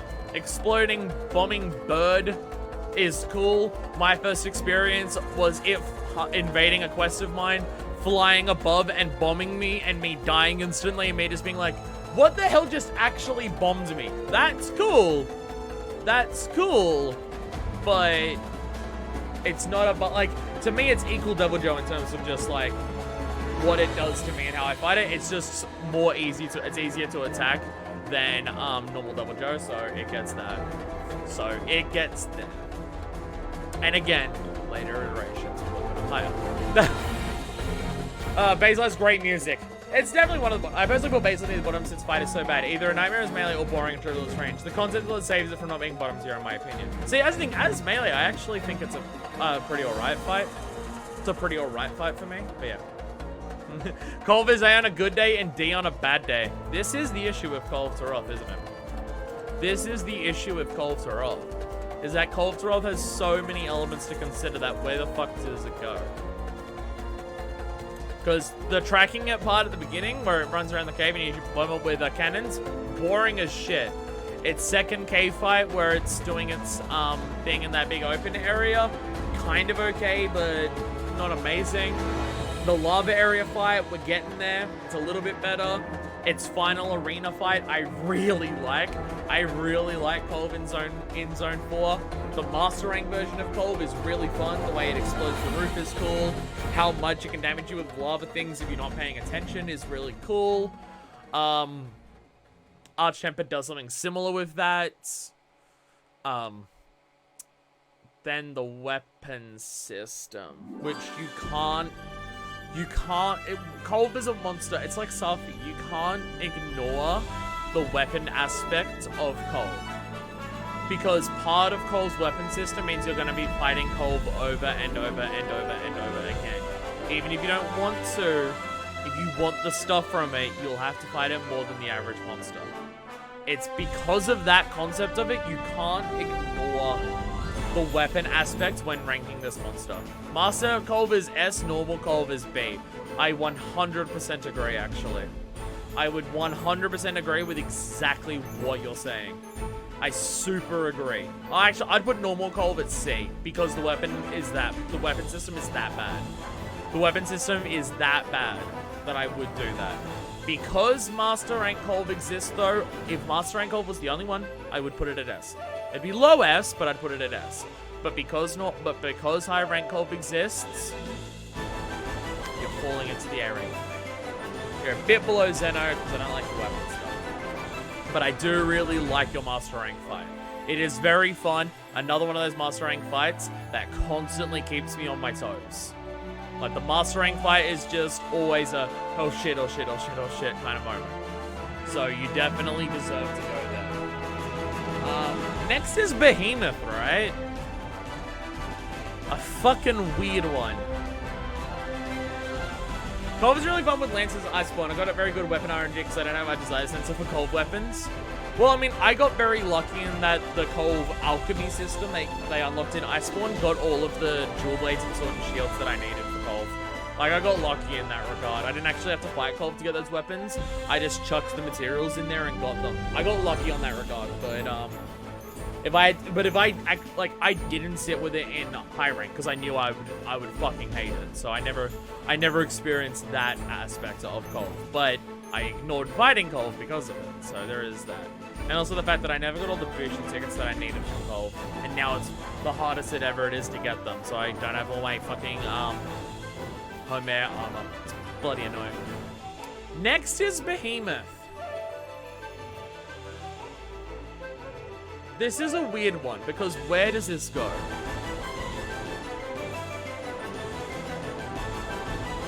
It's a monster where I like so much of the concept of it. And I like its moves. And I like how you counter it and stuff like that.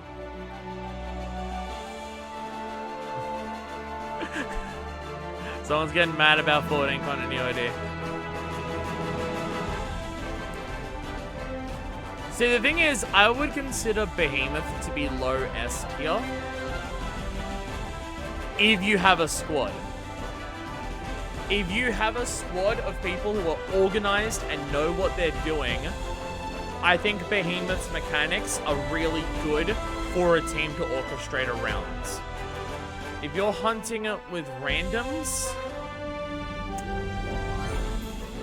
I would agree with the low B. I don't have people to play with. Yeah, below Val. No, it's not low. No, it's not low. It's below Diablos. If I had a squad of people to, like, properly do the fight with Behemoth and learn it, and we can all organize and everything like that, it would be S tier. Not high S tier, but low S tier. Because I do think its mechanics for that are very good. But I'm someone who played with randoms, and I still enjoy its fight with randoms. But losing a fight because there was some dipshit who doesn't know how the fight works, and either would like flash repeatedly and ruin the flash to get rid of Charybdis, or let Charybdis spawn in the middle, or would just not know how to avoid Ecliptic Meteor and refuse to run behind a rock that we already saved, or they'd have the Emony and and just stand next to a comet while having Emony on them. Like, the irritation of having randoms just not know how the fight functions is very, very irritating trying to stop it. But when you've got a squad of people who know what they're doing, fuck, it's an experience. A very good one. Didn't have friends at the time, but hunted with friends right before Iceborne. I've never hunted with people I knew, which is, yeah. Since he uses the FF14 denomination of calling the quest duty, which I stayed for a single player only. Play it, love to level 60 with Heaven's Ward free. Kind of agree here, but it's the kind of way you need like an actual like-minded group of friends for it to be great. That's the thing, it's really good if you have people to work together with it, because its mechanics are very MMO in that regard and work really well. Like managing Charybdis, Emony, comet placement, making it avoid the comet. All of that is sick if you have people who know what they're doing and are working together. It's like, I like its fight, honestly. I fought Extreme Behemoth solo with Vitalis gear, and he was definitely one hell of a fight. He's not harder than a lot of monsters for me, but definitely more stressful due to how his mechanics work. I don't even know if I'd be willing to do... Like, I know Vitalis gear is meant to be overpowered, and it's endgame master rank compared to a endgame high rank monster, but even I would just be like, I'll pass on Extremeth solo, even with overpowered gear, thanks. Even that's probably a bit too far for me. Yeah. Keep in mind, it's only, like, low B isn't taking the middle grounds of, like, random experience and other people experience. The middle of B is my experience with only randoms. So that's what my experience of only randoms is. So that's where it ends up falling for me. Oh my god, we're not even at the end of base warp and we've almost taken 2 hours. Wow, I'm rambling a lot, but that's fine. I think that's what everyone's here for. I've tried solo extreme with Vitalis gear, tornado, spam plus DPS check still makes it unfeasible for me. That said, I'm not that good. Well, see, the thing is, I don't know if I'd be able to do Vitalis. So doing something that sounds more difficult, I think I'd be bad at. Now, next is Leshen and the Ancient Leshen. Oh boy! Ancient Leshen is definitely hindered because of your very limited ability in that hunt to change what you have. So it does feel a bit grindy because you can't just optimize to fight it. You have to fight it in one specific circumstance. Worlds in autopilot, stuff like Behemoth Goldman's up, gonna be realistically solid, have scaling HP. Would be nice. Leshen is low C. I don't think it's actively bad in the Geralt quest, but it's almost there. I like its core moveset enough that I'm not like actively hating it.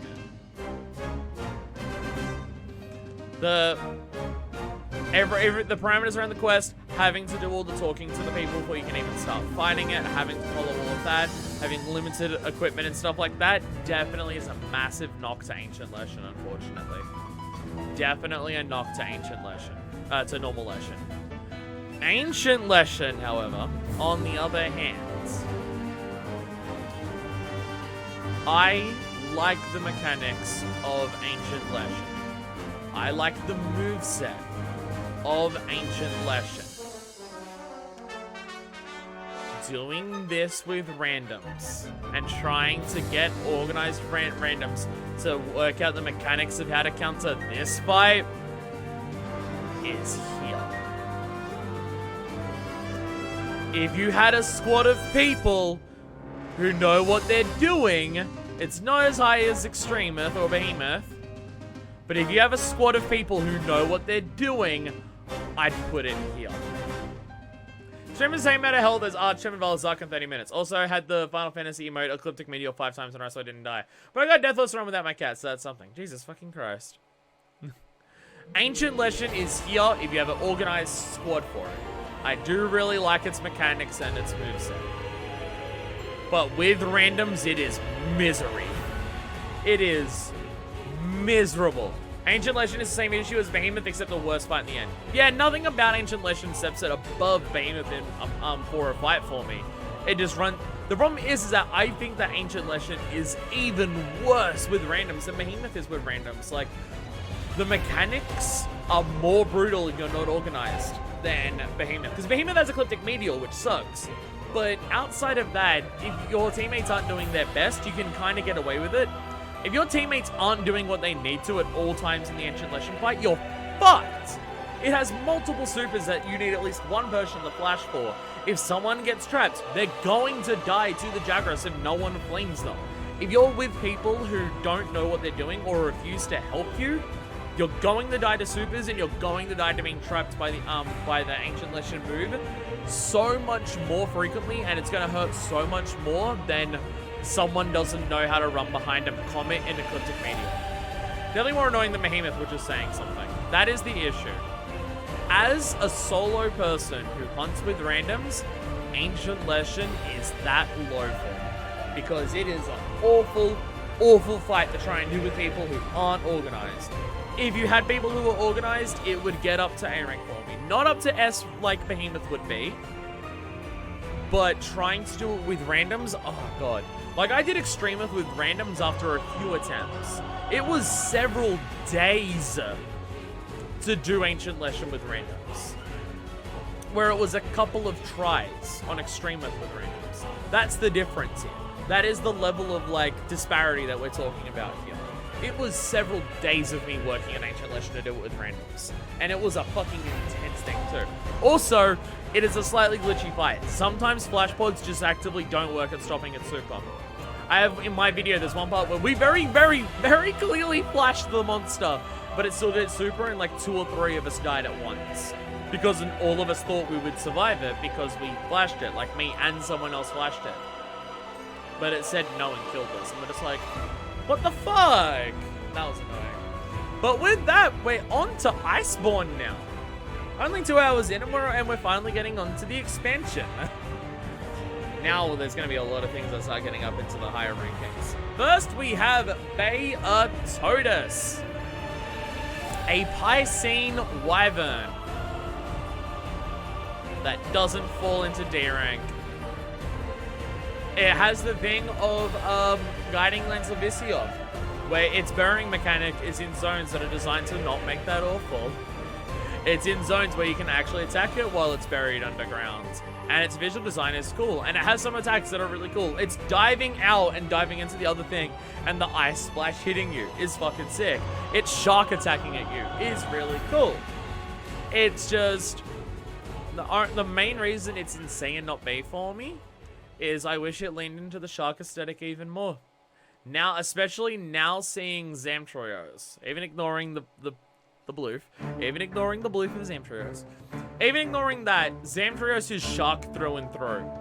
Toadus is shark because of its coloring and one horn, fin. The rest of Toadus's body still looks like tube with flaps. If the rest of Toadus looked even more shark-like and really leaned into the shark aesthetic, as opposed to having the ugly-ass body that Eurototus and Lavacio also have, it would go up to the next level. It would go up to B. But its visual design is nowhere near sharky enough for me. And that is enough to impact it to go down there. Bloof! So it just sounds like you're chanting blood. Blood from the blood, king of Toadus. Next we have... Banbara!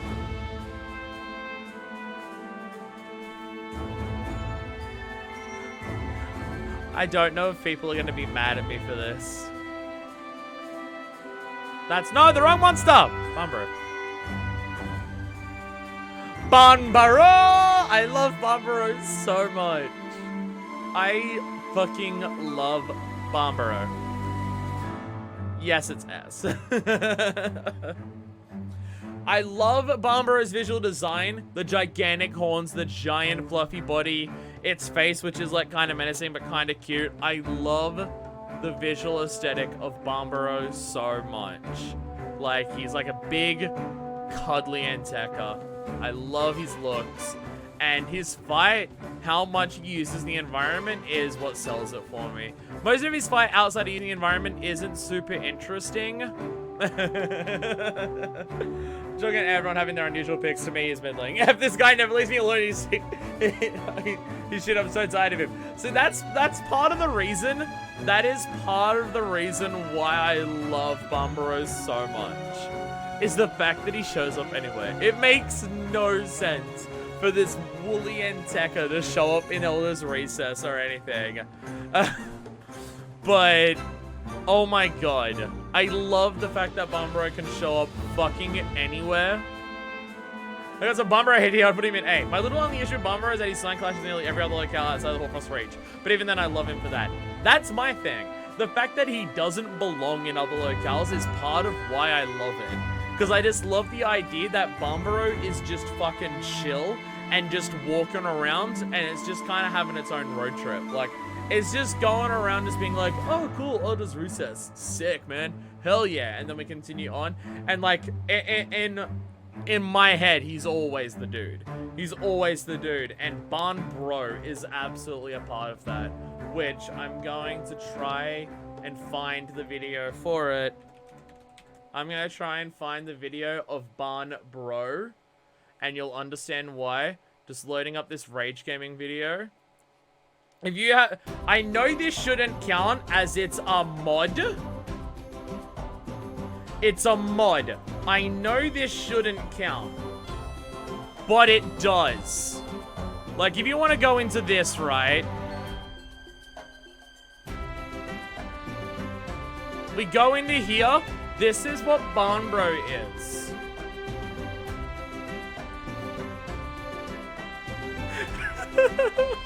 Barn Bro's the greatest monster that's ever existed.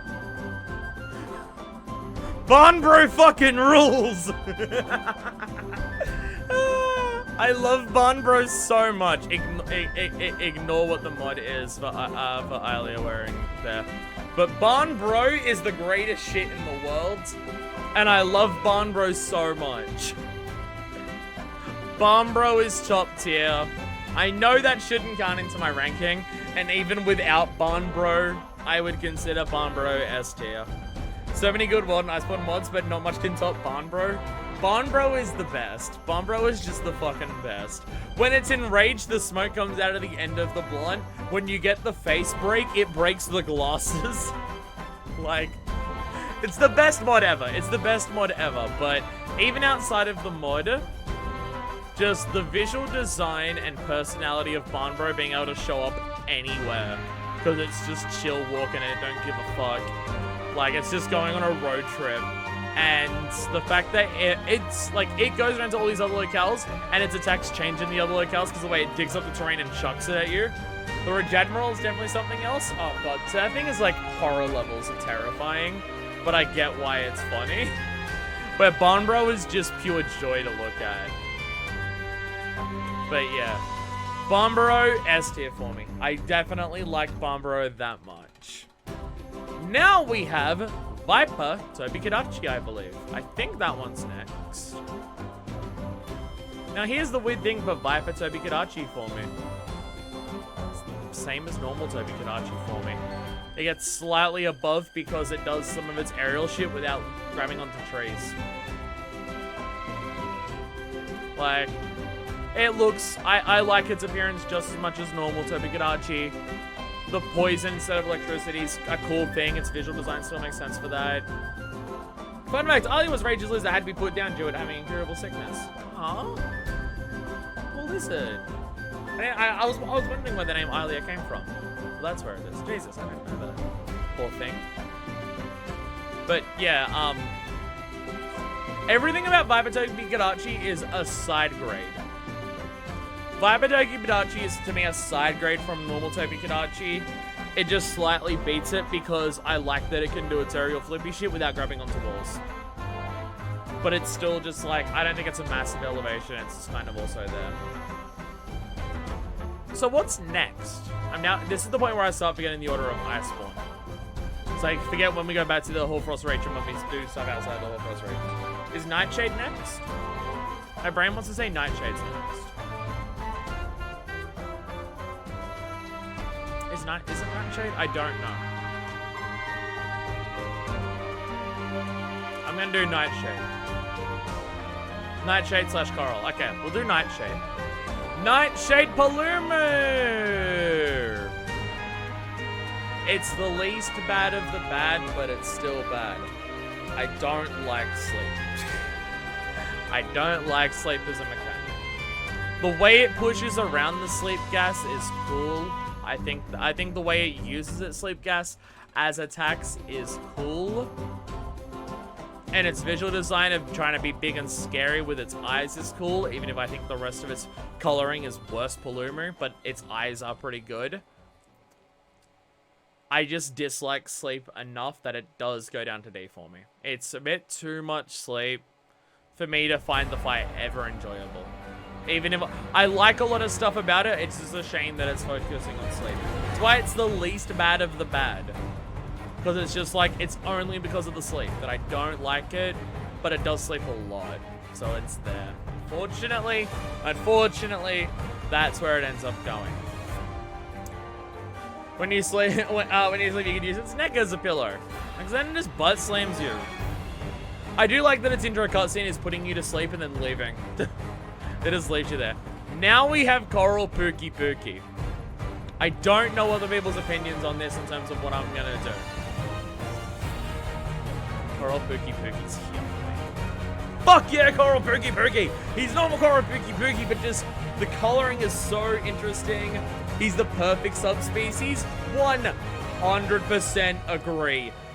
Coral Pookie is like the epitome of like the epitome, whatever the top summit, whatever you want to call it, of what a subspecies can be. In terms of specifically subspecies, of just how do we take this same monster, make it make sense for something growing up in a completely different environment, and build this same monster that looks the same around this environment. Make it as colorful as the environment that it comes in. Pookie looks like a chameleon, so it's green in the forest, and it's fucking coral colors in the coral highlands. After I bought him, I said, I don't think I'll even love a monster more. Coral Pookie is just so incredibly up there. And it's not even just like, even as a monster, that tail cut is so devastating toward its moveset. Yeah, like there is so much to love about Coral Pookie. Like, I'm still personally, I like Odogoron as a lot, but so it doesn't quite beat out Odogoron, but oh my god, its moveset is like, thing is just how the fact that they took a poison monster and turned it into a water monster, and it uses its water in more interesting ways, is amazing to me. Like, the intro cutscene of it's burying its head into the mushroom to drink water to use as a turret thing. It's constantly using it as a turret thing for that. One thing I will say that is a massive selling point for Coral Pookie is the shooting of the laser beam forward and then it lifting up its tongue to split the water beam into two. Fucking mind-blowingly genius way of having Pookie, a monster who loved using its tongue to split the beam. The tail, its giant spinning thing. For a low-tier monster, that is a devastating super attack. Like, it's, even though it's a Master Rank exclusive, it's still a low-tier monster. But for a low-tier monster, its super of spin is devastating, which is wild to me. And super in character that it just goes, yeah, let's go! Woo! As a monster, and as you mentioned, the tail cut, the fact that you can cut off its tail and it just can't do water attacks from its tail anymore, it's like, it makes the fight so much easier, but wow, it makes so much sense and it's so devastating. It's also a bit challenging, but the amount of character added is insane. Plus the fact that you can actually 100% shut down its main gimmick is interesting. Yeah, I think, like, you took Pookie, for me, one of the monsters that already had the most personality, and just gave it everything. Like, I don't know if there's a monster, like, that has more personality than Coral Pookie. The closest, even in the old world, that I've seen in terms of personality that might edge it out is Ketchawacha, but I still think I'd put Coral Pookie above Ketchawacha in that regard. It is so wild. It's so fucking wild how much they gave Coral Pookie, how drastically they changed Pookie, to just having this new water mechanic, and then it's that good. Pookies are the top 3 new monster additions to the series. They're fantastic. They're absolutely fantastic. As low tier monsters, it's amazing how good they are. It's amazing how good they are. Like, again, I really liked normal Pookie, and then Coral Pookie just amps it up to levels that I didn't even realize that it could. It still doesn't quite beat out Odogoron for me, but just because I have that personal preference, like, love of how Odogoron fights. It's like slightly turned down No Gigante, and I'm just personally a fan of that because character action. But Coral Pookie is very high S for me. Absolutely. Like, you're gonna see other stuff in S tier that goes below Coral Pookie, I imagine, based on where we're going from this point forward. But yes, very, very good. I fucking love it. Now, what's next? I'm looking at this list, and I'm now realizing I don't know the order of this thing at all. Can't wait to use them in stories too. Oh god, I can't wait to get the stories. Barrier. Yes, Barrier.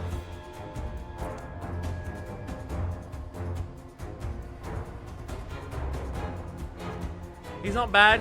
He's kind of cool. Yeah. You didn't see Camillus is confirmed in Rise? Yeah, in the latest thing. Not a surprise, Camillus is in every Monster Hunter, including World. You just can't see him. I'm very excited to fight Camillus again. I'm very, very excited for that. Yeah, Barrier Health is B. Visual design is cool. Sabertooth Tiger aesthetic is cool.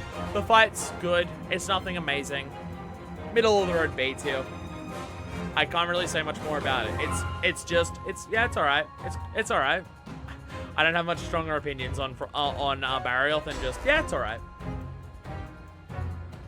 Like, it's all I've got for it, really. I can't even extend my opinions on that even any further than that because it's just that. What's next?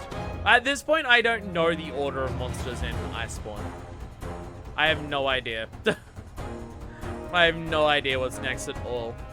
Like, I don't know when we get to the subspecies or when we get to, like, the Glavenuses and Tigruses and stuff like that, the Brackies. I have no idea when we get to those. I have no idea the order for Iceborne. It's weird, I can distinctly, like, think back to World and think of the order. Probably because we went through area by area, where in this it was kind of a bit all over the place. Naga Cougar! Yes, that monster I famously am not a massive fan of compared to a lot of other people. Naga Cougar is at top of C. It's better than everything else in C, but it doesn't have enough going on that I like for it to knock up to a B. It's like how I consider Barrier Health to just be like a, yeah, it's okay. It's like that, but everything's a little bit lower for Naga Cougar. I honestly, I don't get it. When people talk about their love of Naga Cougar, I don't get it. It's not that I think it's bad, it's just, I just don't think it has much going on. Like, it's just kind of plain. Like, it's just kind of plain for me. The eye streaks are cool. Again, it's a high C, it's not a low C, but don't quite get it. I love its fight. For me, it's Naga Cougar is also one of my favorite fights in Iceborne. Its high hitboxes and all its stacks decently iframeable, making for a satisfying fight. So that's the thing. For me, its fight is just kind of average. It's just like, it's okay. It's okay. It feels kind of average for me. Like, I've thought about that about Naga Cougar for a while, where it's just like, I don't get it. It's just kind of okay. It's kind of okay, but I prefer Barrier Health, mainly because I prefer the visual design of Barrier Health. But yeah, don't quite get it. What is next? Again, I've got no idea of the list for this game. I can think of the end game stuff, but I can't think of that. Barrier Health did not need Frostfang. No one cares about him. Glavenus. I mean, I feel like people know where this is going. It's Glavenus. It's fucking Glavenus. Naga Cougar's a fan favorite because he was one of the most interesting second-gen monsters. Barrier didn't come around until 3rd gen, and Tigers didn't nearly have as much going on. Again, as someone who first fought the Rex Wyverns in Worlds, none of them stand out to me, but Naga Cougar's one that stands out the least. But Glavenus, I mean, how could it not be? How could it not be? It's a giant, evil flame dinosaur with a sword for a tail. What more do you want? It's a 1,000-degree knife for a tail that it actually uses its tail as a sword by, like, trying to cut you and stuff like that. It's menacing as fuck to look at. Its fight is dramatic as hell, and also I really like to dodge its attacks, but, like, fucking it's fucking Glavenus. It is motherfucking Glavenus. But yeah, Glavenus is, yeah. Because the thing is, he's definitely not above Nergy, but he's definitely above Odogoron. So yeah, that is where it's going to fall for me. Glavenus is great. I fucking love Glavenus so much. There's a lot of variety between the Brute Wyverns. It's amazing how much variety they have considering how much different shit they can do. I think it's a big reason why Uragon is so disappointing, because he doesn't... Uragon feels like the most standard Brute Wyvern it could be. It's a sword. It's a sword that roars at you. Yeah, no, it's amazing. I have no idea what's next. Is it Tigrex or Brachy? Tigrex and Brachy, alright. Tigrex! It's Tigrex! It's Tigrex.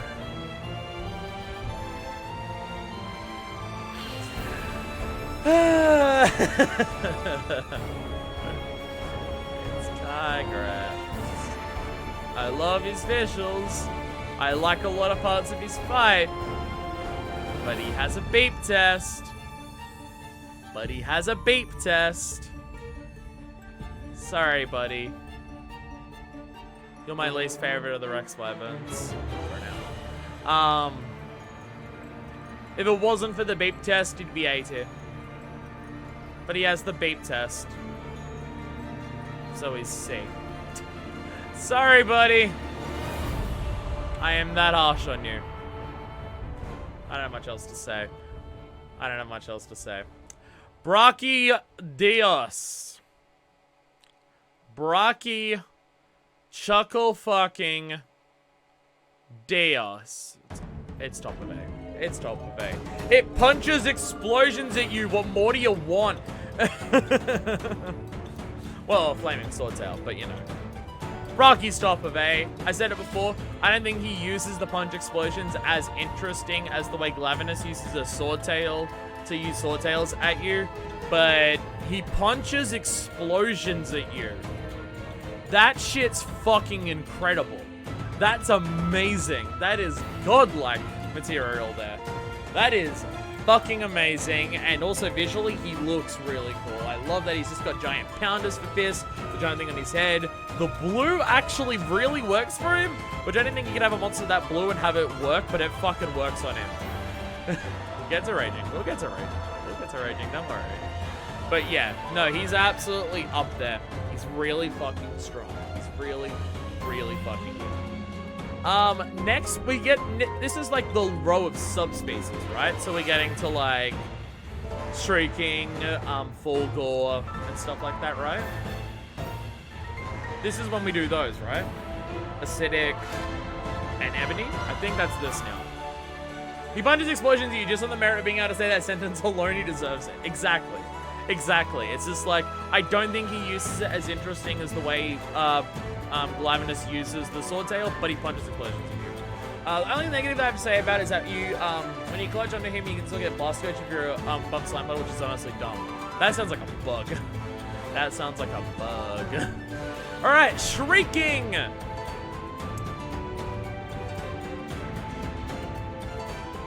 It's Leggiana, but worse, because it doesn't look as cool. I much prefer the stark blueness of Leggiana over the kind of frosted over things of normal Leggiana. It has that one tail flip where it like shoots ice spikes out of the ground. That's cool. But other than that, I don't know what the fight difference is between Shrieking and normal Leggiana. But other than that, I don't know what the difference is. But I think it's visually nowhere near as interesting. Like, I really like the elegant nature of what Leggiana looks like, and the coloring's a big part of that, where Shrieking just looks kind of grey. And that's why it gets knocked down to a B. It's purely visuals. It's still a monster I really like, but it's just a downgraded version of a monster I really like. So it gets knocked down to a B, unfortunately, on that alone, which is upsetting, but, you know, that's how it be. I don't like its design as much as normal Leggiana. Fight is fine, I just like normal more. Yeah, that's the thing. The normal one looks better, and that's the primary issue for me, is that I prefer the look of the normal one. Speaking of preferring the look of the normal one, Ebony gets down to an A. Going from S to an A for Ebony. I like the attacks of Ebony Odogoron, where it has the range things for you of going at you. I think it's a bit much. It takes away from the close quarters encounter fight that I like about normal Odogoron. I mean, there's still close quarters things because he only jumps into the air and then spits at you and then lands like behind you. So it doesn't take it away from it too much, but it does distract from the parts about Odogoron that I did like. And I don't think his coloring is as good. Like, the edginess of the black is just like not as good for me. And his tail, I can't get past how much I don't like the look of Ebony Odogoron's tail. Like, I don't think it works with the rest of the body. I wish it was the color of the rest of the body. Might make it look a bit more plain without having a big standout part, but yeah. Ebony should be better, but he's just worse Stygian. Yeah, pretty much. Stygian rocks the color aesthetic. Ebony doesn't. I wish Ebony stuck with the normal one. So, it unfortunately does get knocked down beneath there. Sorry, buddy. Sorry. What are the other ones? Fulgor and Janath. The thunderous troublemakers next. Fulgor and Janath. And Janathy. And Janathy? Ooh. Ooh. Now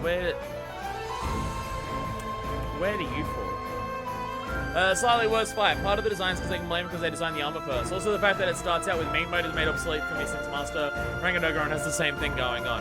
That is, doesn't it? Like, yeah. It takes, like, the stuff that it adds is, like, only stuff I'm just like, I just prefer normal Odogoron. Fulgor is second best subspecies. See, here's the weird thing. I don't have the love for Fulgor that other people do. I think it's cool. I love it visually. I love what it does. It's just not super up there for me. It's still up there. It's just when I say up there, I mean like here. No, here. No, in between. It's there. It's there. I still really like it. It's just not up there among my favorite subspecies. I do really like it. I think it's going to be easier than he was. Challenging fight for me.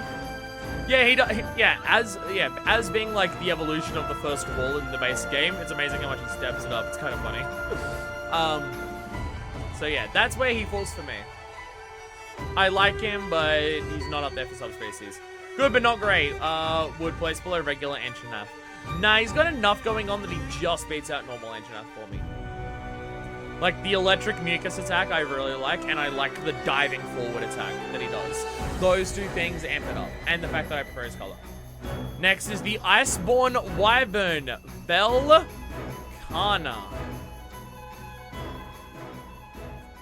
Velkhana. Wait, we're waiting? Acidic! Oh yeah, Acidic. Okay, I keep thinking that Acidic is like post-game, but it's not. No, that's Brood that I'm thinking of. I keep thinking that because I keep thinking that the thing that you unlock down in the Rotten Vale in Guiding Lands is Acidic Lavinus, but no, it's Brood Tigris for some reason. No, Acidic Lavinus! See, the thing is, I know people really don't like the fact that I have this opinion about Acidic Lavinus, but it's my opinion and it's what it is. It's just better than normal Glavinus. I don't think its acid part is as cool as the fire part. I don't think that works as well. I think the coloring is a slight step down. How much better it uses its tail and how much more its tail looks like a sharp blade. Fuck yeah. Fuck yeah. I love the fact that this thing took Glavinus and used its tail as a sword even more effectively than normal Glavinus. It is like if we're talking like regular Glavinus, acidic Glavinus. Like it only just barely beats out normal Glavinus because there are things that it loses that I prefer in normal Glavinus, but how good it uses its tail as a sword beats it for me. The intro is hilariously cool. Or just the giant anime sequence where he's basically on my one motion, they're doing a bunch of fucking Duros. Yeah, no, that is great. That is hilarious. I definitely love that. But yeah, he is fucking up there. Like, only just manages to beat out normal Glavinus for me. Only just. I do like when some physical differences aside from their coloration. That's a big part of it too. It's the fact that the tail sword is so different. Because it is just a pure blade as opposed to giant hulking mass that comes to a point. It is like an actual blade of metal. And it grows and like it's rusting over because of where it lives. But it just bites off the rust and just doesn't give a fuck. Like it's very, very good. I'm very much a fan of it. Only just barely beats normal Glavinus. There won't be anything in between these two because they're that close. There can't be anything in between these two. But just barely manages to beat it out. Just barely. Then we have Velkhana. Yeah, looking at the list, I think next is Velkhana. Unless you do Basil before Velkhana. Seething. Yeah. Yeah, I think Seething is like before the Elders, before the end game. Like before you get the Shara, I think. Velkhana. There's a lot to like about Velkhana. There is. There is a lot to like about Velkhana. It has a really pretty aesthetic. It's got that elegance going on. It's got the ice tail that's going on that like stabs you and everything like that.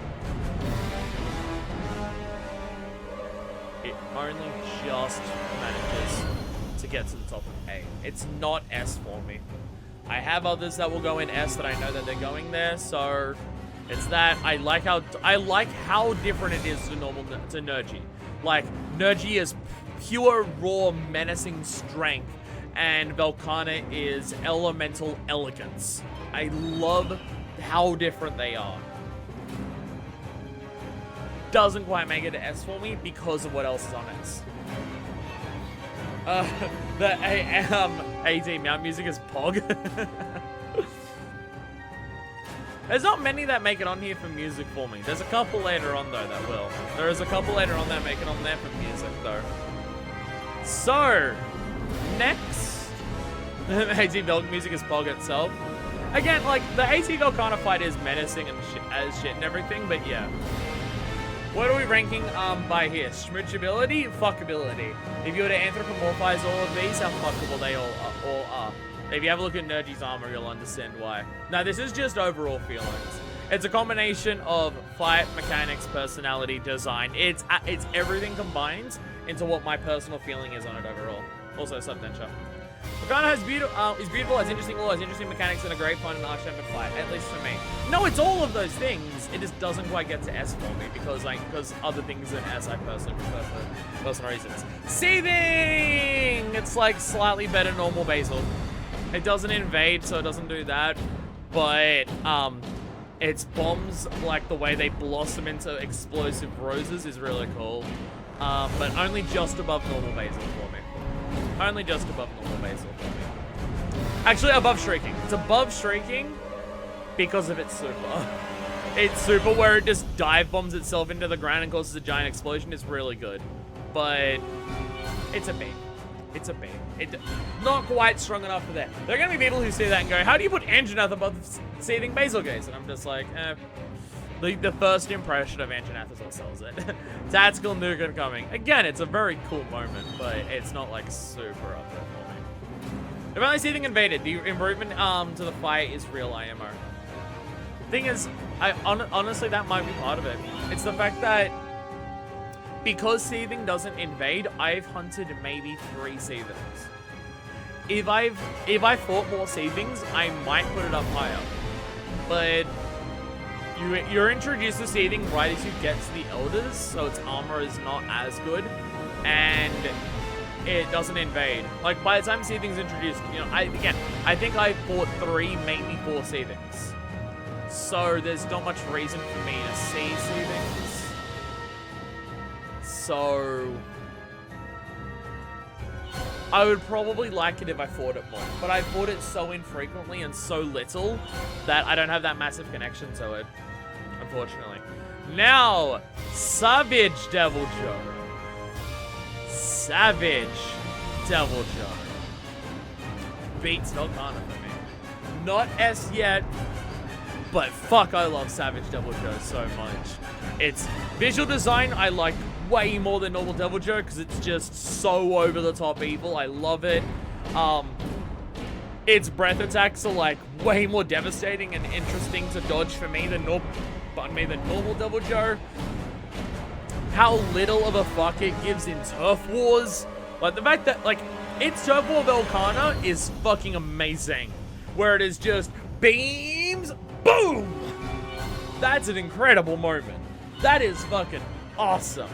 Savage Deviljho is just so goddamn menacing in so many ways, and because of the changes to its attack patterns, it feels like I'm doing more than just chipping away at normal Deviljho's legs. And also, I love the lore that how does the Deviljho become Savage Deviljho? Oh, it eats other Deviljhos and then goes crazy because it ate all the dragon organs and all the other Deviljhos and sent it fucking mad. Oh! Wow! Out of all the monsters to indulge in cannibalism, Devil Joe makes the most fucking sense, and it makes sense that it indulging in cannibalism would send it fucking nuts. So, Savage Devil Joe, very high up there for me. Very, very high up there for me. So I think after that, there's no other monsters other than, until the end of the game, other than the Elders. Just looking at everything else here is like either post-game, like endgame, or DLC, so yes. Black Veil Val Hazak. It's normal Val Hazak, but worse. It's normal Val Hazak, but worse. It's not damage over time, it's damage if you're standing in certain spots. As a sword and shield main, that's even easier to dodge. Its visual design is mushrooms. I don't find the mushroom aesthetic as interesting as the corpse aesthetic. The concept is cool, it makes a lot of sense. Mushrooms can parasitize things and take control of them. But I prefer just the general corpse look. It's just beneath normal Val for me. It's not down to C tier, it's not that bad, because its concept is so cool. Normal Val, but maybe a tiny bit better. Yeah, it's a tiny bit down for me. It's just, the visuals I don't prefer as much, and the fight I don't prefer as much. But, again, like normal Val, it gets to be in B tier instead of C tier, because the lore behind it is really cool. The lore makes so much sense. But we have two different explanations of corpse dragons, and they both make sense, and I really like it. So that's why they get to be in B, because if it was just their fights, they'd both be in C. But their lore is cool enough, and their concept is cool enough, and visuals, that they get to be in B. But only just. So that is where that falls. Namiel. This is gonna be another one that people are gonna be mad at me for.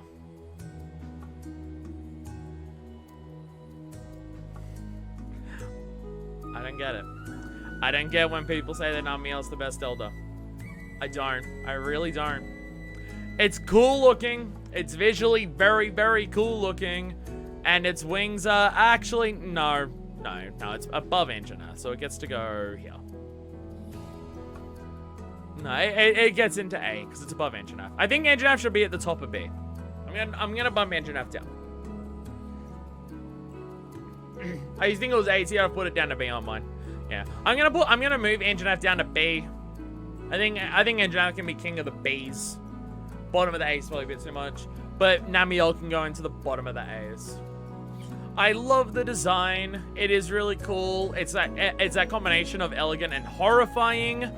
And its concept of how it uses the water and lightning together is really cool. I like all that. I just don't love any of that. How's the arch fight for you? Painful when you try and do it with randoms. On my own, it's fine. It's just time consuming because of the health pool. Like, it's fine. It's fine. It's not amazing. It's like a more difficult step up.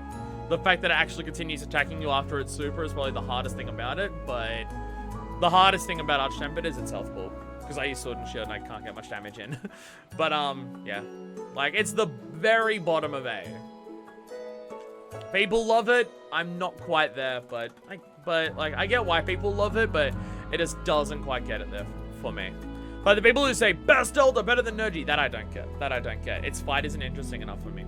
Its fight is kind of basic. Like, it doesn't have enough going on its fight to really drive it that high for me. So the next is the final boss, right? Next is Shara Ishvalda, right? Because I feel like people know where Shara Ishvalda's going for me. Ruiner, does Ruiner count? Does Ruiner count as the next one? I guess it is the next thing you see. But you don't properly fight it until later. I'll do Ruiner. We'll do Ruiner. We'll do Ruiner because I did fight Ruiner before I fought Shara. Ruiner no Gigante. Just barely better than normal Nergy. Just.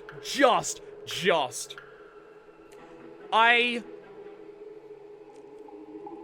prefer the visual design of normal Nergy. I think the Metal Silver takes a little bit, only a small amount away from Nergy. But the way that Ruiner uses its mechanics of the part breaks of just... It's instead of just being, oh, break apart, it grows back, break apart, it grows back, and it's just a back and forth over the fight. Ruiner extends that for the entire fight. If you don't break the parts, they're only going to get worse and worse and worse and worse. But if you break it, it's done and not coming back. To me, it rewards the things that Nergigante does the best, while punishing the parts that makes Nergigante punishing even more. Normal Nergy, but more. That's what any good variant should be. Exactly. The thing is, it's more punishing, because if you don't break the parts on Ruiner, it is so much more severe consequences for you than normal Nergigante. It is so much more menacing if you don't break the parts, and they punish you more for it. But if you break the parts on Ruiner, you get a knockdown every time, and those parts don't come back. If you get good at it and you do the things well, you're rewarded even more for it than normal Nergy. And I love that. I love that because that's the thing that I found so good about Nergy, is that punishing brutal fight but highly learnable, and you're rewarded for learning it and you're punished for failing intensely. And Ruiner is just that, but both of those scales have been drawn even more out, so it does end up being better. Even if its visual design I don't prefer as much, because I don't like I think the silver clashes a bit too much in ways that I don't like. I put him below Nergy since I'm not the biggest fan of the metal hit zone mechanics. Still S though, since fight is still really good. I think I get if people aren't as much of a fan of the way the mechanic works. It's just something that really appeals to me. And I'm someone who's bad at part breaks. Like, when I go fight Nergy with randoms, I usually end up not using Sword and Shield. I end up usually going Hammer, because I want those part breaks. Because using Sword and Shield to try and get the part breaks on Nergy is fucking brutal on Ruiner. But using the Hammer, I can do it. But I'm not good enough with Hammer to fight Ruiner Nergy solo. Now it's actually the final boss. Shara Ishvolda. I want everyone to guess where this is going to fall for me. Have a guess.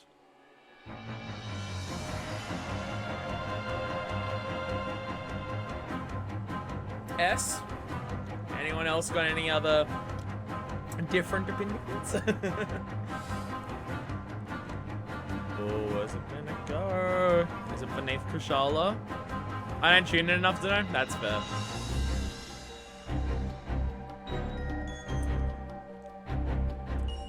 Hey, Misfits. You're totally fucking right. I'm telling you right now, nothing's beating Shara or Ishvolda. I've had enough time to sit with it, and the other monsters. Shara's top of S, and nothing's stopping him. Shara's my favorite monster in Iceborne, and Worlds combined. Shara's the number one. That first experience is too good. The first experience is too high tier for anything else to beat it. Just how dangerous and menacing the fight is, how fucking weird it is. Just, you get in there and it's a giant rock with fingers and you're just like, what the fuck is this? What the fuck is this? This isn't a monster. This isn't a monster. This is not like anything else. It's a giant rock with fingers. This is not a Monster Hunter monster. What the fuck am I fighting?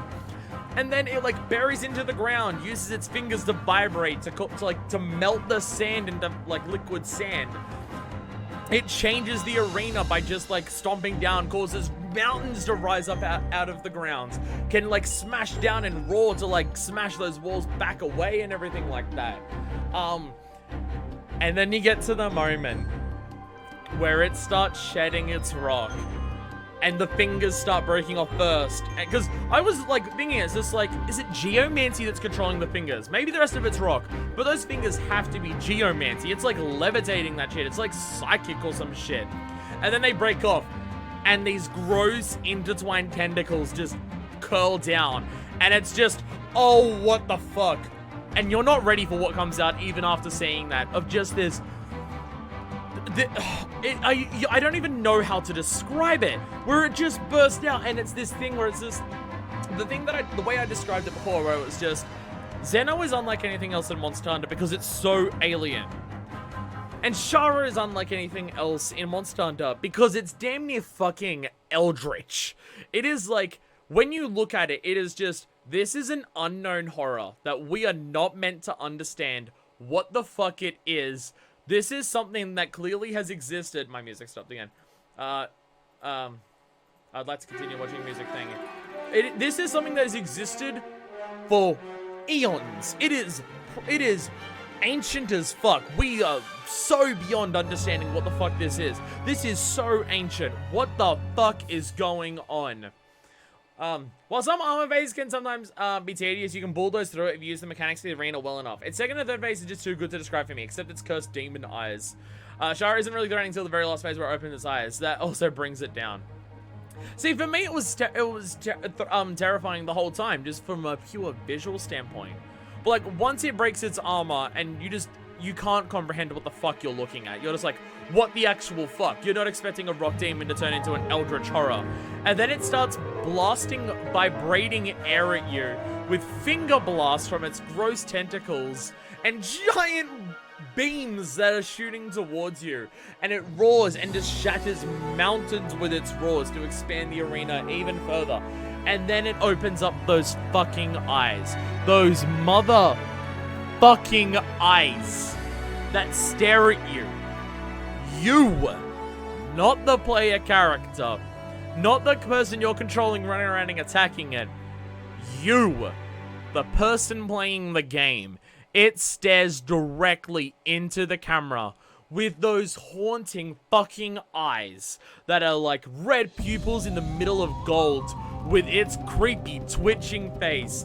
And it is unnerving. It is like fighting that thing. It's like, it's that, you know when people describe terror as a tension thing of just like, horror games are better when they focus on tension of just the unsettling, uncomfortable feeling rather than boo and startling.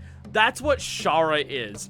Being around Shara is viscerally unnerving. It is just, I am deeply uncomfortable being around this thing. And then it blasts you with a fucking spirit bomb. And it's like, Jesus Christ. And just, like, re-fighting it, I only wish it was harder. I still like the mechanics. I still like its movesets. I desperately wish it got its arch-tempered version that I unfortunately didn't. But, like, because, like, if it got an arch-tempered version the way Zeno got arch-tempered, oh my god, it would be the fucking best. Re-fighting it, I still do really like its fight, but once you know its fight, it is rather easy. But nothing can take away from that first experience, and that first experience is one of the best, if not the best experience I've had in Monster Hunter. It's just so good. And then Nergy kills it because he's Capcom's favorite child. Well, I mean, Nergy came in and bit its neck after it was almost dead. Designers bring it up to high A in the sense that it's a fun enough final boss, which also has a great design. The amount of Hinduism and Buddhism influences of Shara involved is also interesting to learn about. Yeah, and like the idea where it's just like, why can it stare at the camera?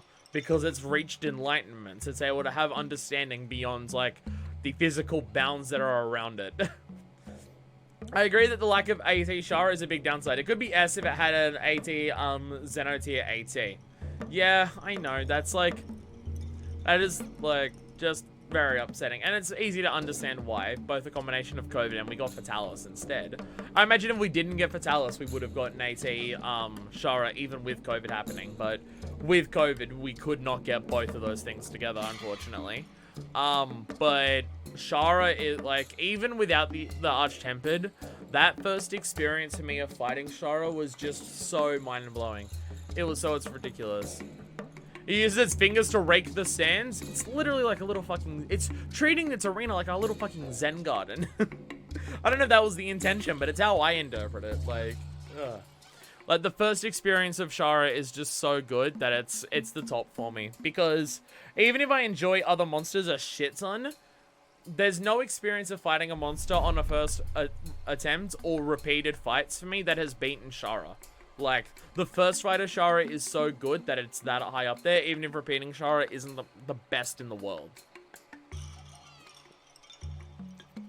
That being said, I actually find it really fun to aim for breaking its head twice to get the tender plates. Or tender scale, or whichever one it is. I think it's tender plate for breaking the head twice. Just because you have to focus on it so hard. If you've got a team of people who are all focusing on breaking the tender plate, it's fun. I really like that. Hey! Hey! Next is Spark You Up, just listening to the music. It's like, yeah, quest complete. We beat the main story. Zenogar! Zenogar. Wolf Pupper that does acrobatic flips and controls a bunch of bugs to be able to summon lightning. I mean, just on that description alone, I think everyone can understand it's going to be quite high up there. Just beneath Bracky. Just beneath Bracky for me. Just beneath Bracky for me. But beneath Bracky. It's Thunderwolf Pupper. It's fucking incredible. It's really good. Its visual design is fantastic. It looks gorgeous. Its fur is so well done. Its spikes are hives for the bugs to nest in. It does acrobatic flippy stuff. Its roar is just a straight up wolf howl. It's really good. It's really good. Like, yeah, it's great. It's a great Thunderwolf Pupper. It's got to be up there. It's absolutely got to be up there. You look at it and you just love it. And it's amazing how much in the old world the color scheme just ruins his visual design. Oh my god, his colors in the old game are so bad. I don't like how he stole Alotran's electric guitar, but otherwise he's amazing. Oh, we'll get to that. We'll get to that. Don't worry. We'll get to that. Next, Yangaruga. Yangaruga. 4 Guiding Lands unlocks. I do remember these ones. We'll go Yangaruga and then he starts one of the Guiding Lands unlocks. Normal Yangaruga. It's like Wrathion, but not obnoxious and not irritating to fight. So you know where that's going to make it fall? Just beneath Zenoga. Garuga is candidate for most improved. Old World Garuga sucks so bad. New World Yangaruga is normal Wrathion, but actually fun. See, this is why Wrathion is deep. Because if you take out Wrathion's beat test and make it not annoying, you get high A tier. But the beat test is so fucking irritating that I can't fucking stand it. It's really good. It's really good. I really like Yangaruga. It's good Wrathion fight. It does the stuff that I like about the Wrathion fight without any obnoxiousness to it. Absolutely gets there. Then we have Scarred Yangaruga. It's this normal Yangaruga, but ever so slightly better because it has one attack that is just ridiculous to look at because it goes in the air and shoots about 8 fireballs at you. It's the only difference, but it's enough of a difference that it bumps it above it, but not enough to bump above Zenoga. Scarred Yangaruga is what I wish all tempered monsters were. Scarred Yangaruga is a fantastic tempered monster. Same monster, slight visual change as opposed to just a color change, and 1 extra big attack. I wish other tempered monsters were that. If other tempered monsters were just slight visual difference, 1 new attack, I'd prefer tempered monsters so much more than I prefer than how much I like tempered monsters right now. Because it feels like it's enough of a different fight to justify that it's a bit harder. I wish other tempered monsters did that, but that's where it falls. Scarred is actually able to combo from its moves better as well, such as doing its dive beak from the air. Yeah, there is also that. Like, it just links its attacks better. I wish other tempered monsters did that. But it's only like 1 new attack with the fireball, but it does do combos better. Now, next, I guess it'd be Gold Wrathion, because the next one would be Wildspire Wastes, right? Yeah. Oh, pardon me. Gold Wrathion. This is the one that I don't know. If you watched my video on it, you're not going to be surprised by this. If you didn't watch my video on it, you're going to... Like, if you saw my video, yeah, this will make sense to you. If you didn't see my video, you're going to be fucking stunned about whereabouts Gold Wrathion falls. Hell yeah. Gold Wrathion is so good. Gold Wrathion is Wrathion, but fucking... If Yangaruga is Wrathion, but good, Gold Wrathion is Wrathion, but fantastic. How much it combos its moves together. How much it can change up its combos mid-combo to trip you up. How much it just takes that very learnable moveset from Wrathion, but makes it harder for you to dodge it, so you've got to know it even better. And the fact that it doesn't do a beep test. It doesn't do a fucking beep test. Because even if it does a dash, it'll do 1, maybe 2 dashes, and then flip you or fireball you or something like that. It won't do like 9 or 10 in a row. Also plays an S really, really good fight, but it's not surprising to me since I already rate Wrathion high. It is just... It is so satisfying. It is so fucking satisfying to fight Gold Wrathion. I love how it moves. I love what it does. It's so wild and over the top, its attacks, the way it combos its flips and like spins and everything together. Like doing a spin into a backflip and then just breathing a Hellfire Fireball at you is ridiculous. But it all feels very, very fair. I had the Rathalos for the most part, but the Wrathions are good IMO. Yeah. Speaking of that, Silver Rathalos.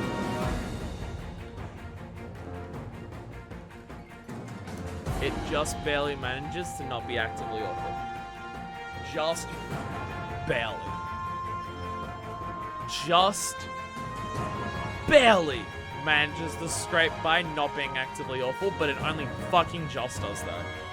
It's got enough going on that I like about normal Rathalos for it to not be actively bad. But oh my god, it is in the air way too fucking much. And you can't bring it out of the air. The way it does its flame breaths and leaves scorching patches, I like. And in Hellfire mode is cool regardless of which Wrath has it. Fuck do I not like fighting Silver Rathalos. And it only just manages to scrape by not being actively bad. But that's where it ends up falling for me. Just. It's only because I'm thinking about what else is in D tier and I don't think it belongs amongst those. Like, thinking about what's in D tier, I think it just manages to not belong to them. But only fucking just. So after that, it would be Brute Tigrex. Brute Tigrex. This might be another one that shocks people. When you don't include a beep test, guess what? It turns out I like monsters.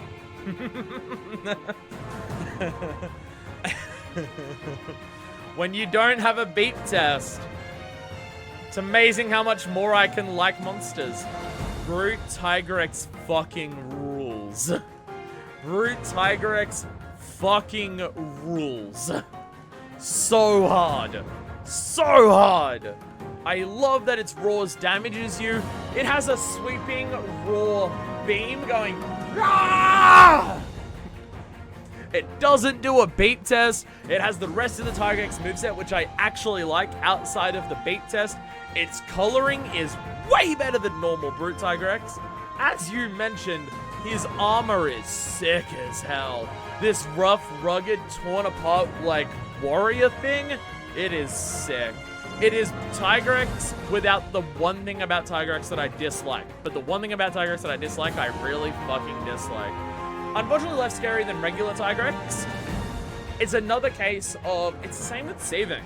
His introduction of where he's put into the game fucking sucks. Like, it is so unfortunate that he's introduced at the, like, after you get Velkhana and Shara armor, and right before Nergigante and Gold and Silver Rathalos happen at the same time. They made his rules too weak sounding audio-wise compared to his old incarnation. I haven't seen Old Brute, so I can't judge on that part. But, like, I wish I could fight. He has the issue with Seething more than, like, he has the Seething issue, but even more so, of just, you hardly fight him. But, like, Seething, you hardly fight because after it's introduced, you're fighting Elders, so there's no reason to get its armor.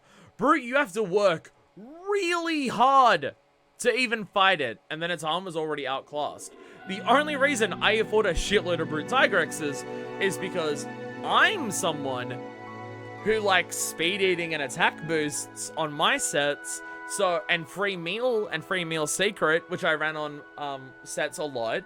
So I hunted it a shitload to make armor set for wide range sword and shield. So I've actually fought quite a lot of Brute Tigrexes. And also, I'm someone who personally really enjoys the Guiding Lands. So if I'm just hunting a bunch in the Rotten Vale, I naturally come across Brute Tigrexes. Brute Chest was meta for a good amount of time though. Huh, I didn't realize it was actually... Oh, that's the base that's like 3 attack and then 3 slots, isn't it? Or something like that? From memory, that's what it was, yeah.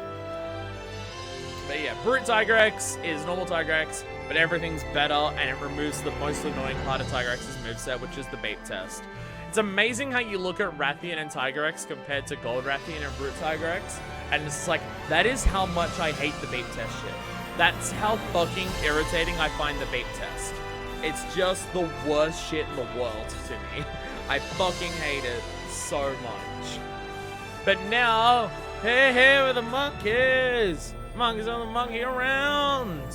The monkey's really good and I really like it, but it doesn't quite get to S tier. It's a monkey! Fucking terrifying as shit. Big Chirasa shoots laces at you and eats Kieran's horns, and I'm the song parody. Fell apart. I really like Version.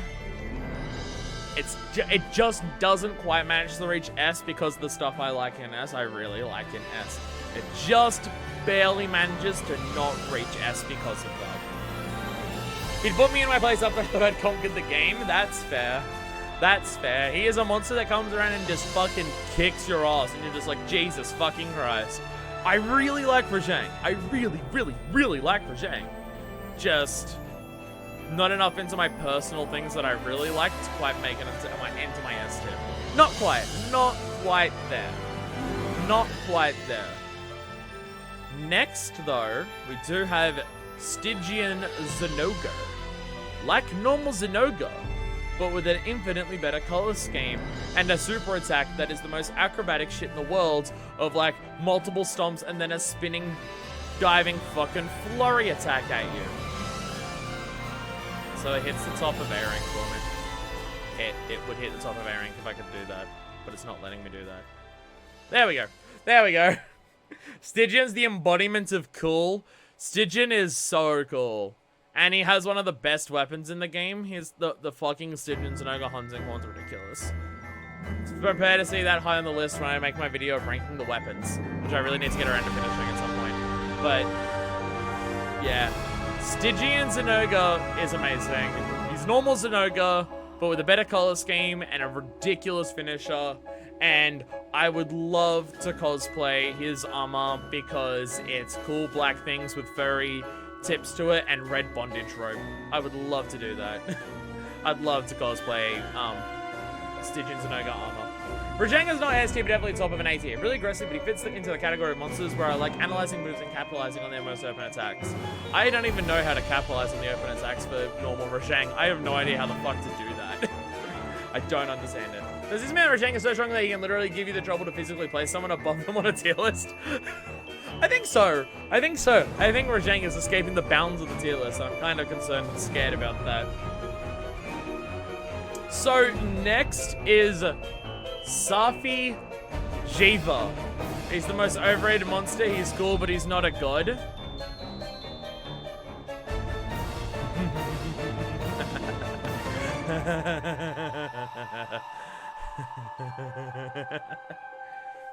I really like Ceno. He's a simple, gentle sailor. What do you want from him? Nah, like, so Ceno gets to the top for me for a number of reasons. Some people complain that he's just straight up a regular dragon. I think it's cool to see a monster hunter take on just a regular dragon, but I like that he's a regular dragon with blue laser beams.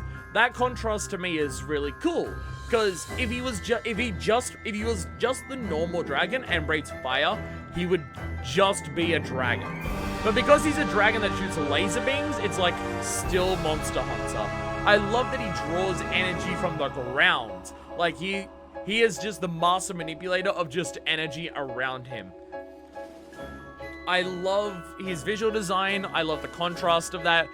Contrast is a weird thing for me, because contrast will either make me hate something or love something in terms of how oddly or differently placed two things are together. It's just a personal thing of just like, sometimes I love it, sometimes I hate it. I'm usually very harsh opinion on contrast. But the things that push Ceno to the top for me is that there has been no fight in the entire game that I've been able to repeat and get just as much joy out of it than Ceno. And that might be because of the way that, like, my role of playing Ceno in multiplayer is drawing enmity and being support. Like, that's how I play Ceno Jiva. I jump on its head, flinch shot it to get the enmity, and then I play support and heal other people. Like, It makes sense design why since Zeno is a complete underdeveloped baby. Yeah, like, Zeno has blue because its skin hasn't even hardened yet. And to me, it's also a case of Safi ends up looking the way that it does because it absorbs energy from its environment, so its design gets shaped by its environment. Because it grows up in a place that has things like Rathalos and the energy of like all of the dragony, wyverny things that we have in the New World, and it grows up in a rock cave because it's doing, if it's in the Guiding Lands, it's in the secluded valley in a rock cave. That's why it gets such a hard appearance. I think Xenos would develop into different beings depending on where they grow up and live and what energy they absorb. To me, Safi looks the way that it does, which is so different from the alien baby version that it had, because it is absorbing the energy around it. I feel like Safi knows he's the shit. Oh, he absolutely does. Safi knows he's the king of everything. He knows he's the emperor. Yeah, Safi knows that he's the emperor of dragons and everything like that. He absolutely does. He definitely carries himself with an air of doing that.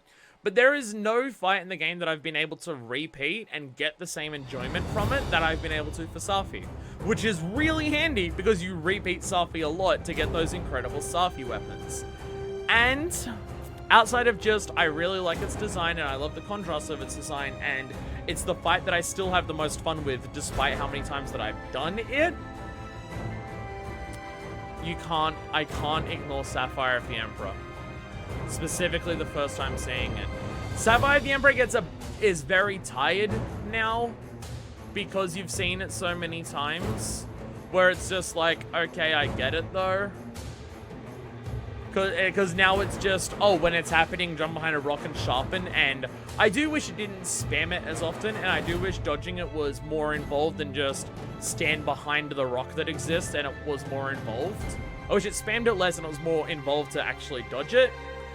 But the first time seeing Sapphire of the Emperor was mind-blowing. Of just, what the fuck is happening? It's jumping into the air. It's shooting out all of this gas. What the fuck is going on? Hide to do that. And then just the music swelling up, silence. Tiny little ball drops in dead silence. Hits the ground. Biggest explosion you've seen in the series, even still to this day, even with the other post things. No individual explosion has been bigger than Sapphire of the Emperor. The first time I experienced Sapphire, I couldn't blink. It was mind-blowing. It was just a holy fucking shit. That is one of the coolest things I have ever seen in any video game ever. And it's not that anymore, because it does it so many times that it's lost its impact, and mechanically dodging it is very easy right now. But it's just that first impact of seeing it is a holy shit moment.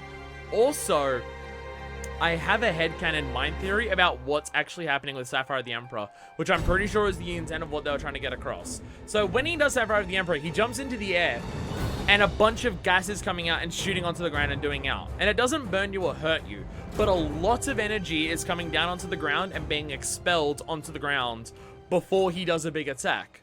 What's going on there? You know what my headcanon is of what the fuck is happening there? Safi Jiva's literally doing nuclear fusion. What he's doing is getting all of the energy that he can possibly muster up at once, using nuclear fusion to literally fuse as much of the atoms together to compress them into as small of a thing as you can. While nuclear fusion happens, it expels fuck tons of energy. When nuclear fusion happens, so much energy is put out. That's literally how stars function. Nuclear fusion happens in the core of a star, and that much energy comes out of it. So when he goes up into the air, he starts the process of creating nuclear fusion in his chest, and has his mouth open down onto the ground to expel all of the excess energy that is being created by this. He is doing all of this to nuclear fusion basically a tiny, tiny, tiny micro star. Like a literal star in terms of how a star is structured and functions. And then drops it onto the ground. And because he's just creating it instantly and it's just been newborn, it's unstable enough that even the slightest bump of it hitting the ground causes it to literally go supernova. That is what is happening when Safi does Sapphire of the Emperor. He is literally doing nuclear fusion, opening his mouth to expel the excess energy created by the process of nuclear fusion to create a literal star nuke in his mouth to drop it onto the ground and detonate. It actually makes total sense from a scientific standpoint that that is exactly what is happening when he does Sapphire of the Emperor.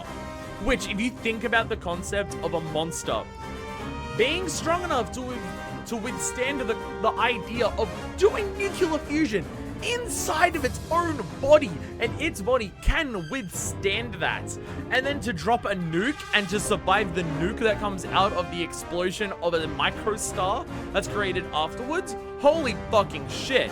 And we know that Safi's the only thing that can survive that, or at least in terms of what we can see, because the rock itself doesn't survive. On phase 2, the only reason the rock doesn't break away is because it's coated in Safi's shroud. It is old skin of his that's able to withstand that and he's able to survive. Because in the bottom floor, when he does it, the explosion destroys the rocks on the side of the wall, and all the rock that falls down isn't covered in his shroud, so it gets destroyed. This is an explosion strong enough to destroy rocks very easily. But his skin and his body is able to withstand the power that Sapphire of the Emperor can do. Not even just the sheer visual and sound design impact of Sapphire of the Emperor is fucking sick. Lore-wise, it actually makes sense from a scientific standpoint. And the thing that sells it for me is, why else would he be jumping into the air and expel shit tons of excess energy before the actual attack happens? And it's because the process of nuclear fusion creates a bunch of excess energy that spits out. Fucking wild shit is happening when Safi does that. The amount of raw power that he has to do that, and it makes sense from a scientific standpoint, is fucking wild to me. That's why he gets an S. And also the fact that I have so much fun repeating his fight that he gets that high for me. That's why Safi's an S for me. That's why the only thing that beats Safi is Shara. And we somehow kill it. Well, we stab it enough with swords that are powered by other monsters. That's how we kill it. We just stab it a whole bunch, you know. That works. Anyway, the next thing is Muscle Monkey Madness. Furious Rajang. It's like normal Rajang, but a little bit easier because as a melee weapon user, it stands there and lets you hit it way more because it puts more commitment into some of its attacks. Furious is the exact same on the scale of normal Rajang, but for different reasons. He feels the same difficulty-wise, but focus more on electric-based attacks instead of interesting. Focus on head make it more difficult to get him out of rampage, but it's balanced out by giving him a couple more openings. I do wish I could see him in the other locales, but it makes sense since there are already 5 other invader monsters, one of which is a normal Rajang. That's the thing for me, is that, yeah, Rajang puts so much more energy into his attacks than even normal Rajang does. But because he does that, he's opened more. Which, it's because of those bigger openings that, as a melee user, he's actually easier than normal Rajang. People hyped up Furious Rajang as, like, one of the hardest things ever. But it's easier than normal Rajang. You sound like a person explaining why Godzilla would beat King Kong. I mean, I'm explaining stuff with actual science. Godzilla is basically the same thing. Like, Godzilla was literally inspired by nuclear bombs dropped on Japan in World War II. That's literally the inspiration of design for Godzilla. But the thing is, like, I don't know. I don't listen to the arguments about Godzilla and King Kong because I mostly see memes about it, so I don't know if there's actual explanations. But I mean, I'm not even explaining why Shara would beat other things. It's just like I'm explaining that they've specifically created visual designs in Safi that very much hint at what the scientific process is happening when Safi does an attack. And when they give that much explanation to something that happens in Monster Hunter, I fucking love it. When shit actually makes sense for the wild stuff they're doing, I fucking love it. Like Coral Pookie Pookie. Coral Pookie Pookie makes so much sense as a water monster, and it's fucking wild considering it was a poison monster before. And yet they made it make so much sense that he's a water monster. It's stuff like that. When they can actually explain it, it's like, holy shit. Anyway, next is the one and only Punchy Boy of Death. You are correct. Next is the one and only Raging Brachydeos. Sorry, Safi. Raging beats you. Raging Brack's definitely the best variant, only behind Ruiner in my opinion. Raging Brack, he's my second. I've actually gone back and forth a lot over time in terms of whether I prefer Raging or Shara. And in older games, Furious didn't give you more openings. In fact, if anything, it gave you less. You went from attack to attack with relative fluidity. Yeah, it's the big openings that makes it easier for melee weapon users at the very least in World. And I was hyped him as being harder than Rashang, and then he isn't. Raging Brachydios is a perfect monster. The only reason he's not the top is because the first experience of fighting Shara is so good. His last phase becomes easier. Nah, I can understand that. I can understand that, but the concept behind it's too cool. Like, just the, I'm not locked in here with you, you're locked in here with me, is really good. For me, Raging Brachydios is a perfect monster. Everything about the monster's design leans perfectly into the rest of the monster's design. Like, its mechanics tie perfectly into its fight combat, into its personality. When you start fighting it, it's just doing its own thing. It's in defensive mode. It's in the mode where if you attack me, you're going to explode. I'm gonna fuck you up with explosions when you try and attack me. Fuck off. I'm also just gonna do my own explosions and blow up everything about you. Fuck off. Don't even try and fight me. I'm explosive to the touch. When you first see him, he's just in defensive mode to start with. And that's when he's just, I'm doing my own thing. You're gonna try and fight me. I'm gonna blow you up. But even if you try and attack me, I'm gonna blow you up. He's fighting off. He's fighting off everything that tries to touch him in that mode. And just the sheer size of him, it's amazing that he's so huge, but he still feels like a normal, proper fight. His size doesn't feel bullshit in terms of just, I'm only chipping away at his legs or anything like that. Like, the way he moves his body and the way he does stuff, it feels like it makes a hell of a lot of sense that you're actually fighting him the way that he does. The punishing aspect of attacking weak points can hurt you makes a really interesting dance around trying to attack his weak points. The way he does his explosions in Area Denial is just normal Bracky, but better in every way. Just the patterns he causes with, like, either punching the head and doing a row like that, or punching down and leaving explosions for him to do that, or just setting off, like, multiple rows and you just gotta get the fuck out. Everything about the way he does those attacks is perfect. He is such a fun fucking dance the entire time you're trying to fight him. It is so good that, like, I'm just trying to get around him at all points to try and get past his defensive barriers of either his own skin exploding when you touch it, or his multiple explosions. Everything about him is defensive, get the fuck away from me, I am dangerous to the touch. And even his colors are warnings of that, of, like, he's like a poison frog, of just, my bright colors are telling you to go the fuck away. Fuck off, leave me alone. I'm literally immortal unless someone kills me. Fuck off. Right? Then, when you get to the end fight, he's literally dragging you down to the lair of just being like, we're going to get more and more dangerous. Fuck off. I'm in a forest, now I'm in lava. Fuck off. I'm getting close to my nest. Fuck off. And then if you get him down to his nest, he realizes, okay, playing defensive is not working anymore. Fuck this. Fuck you. I'm going to kill you so you never come back and bother me ever again. No, I'm not letting you escape. No, I'm not even going to try and defend myself anymore. I just want you fucking dead. Lock you in. Explode the arena. Shed my defensive skin to help blow up the entire arena again. And it is like he is genuinely fucking raging. He is actually fucking pissed off at your existence. Where he just drags you into his lair and is like, fuck this!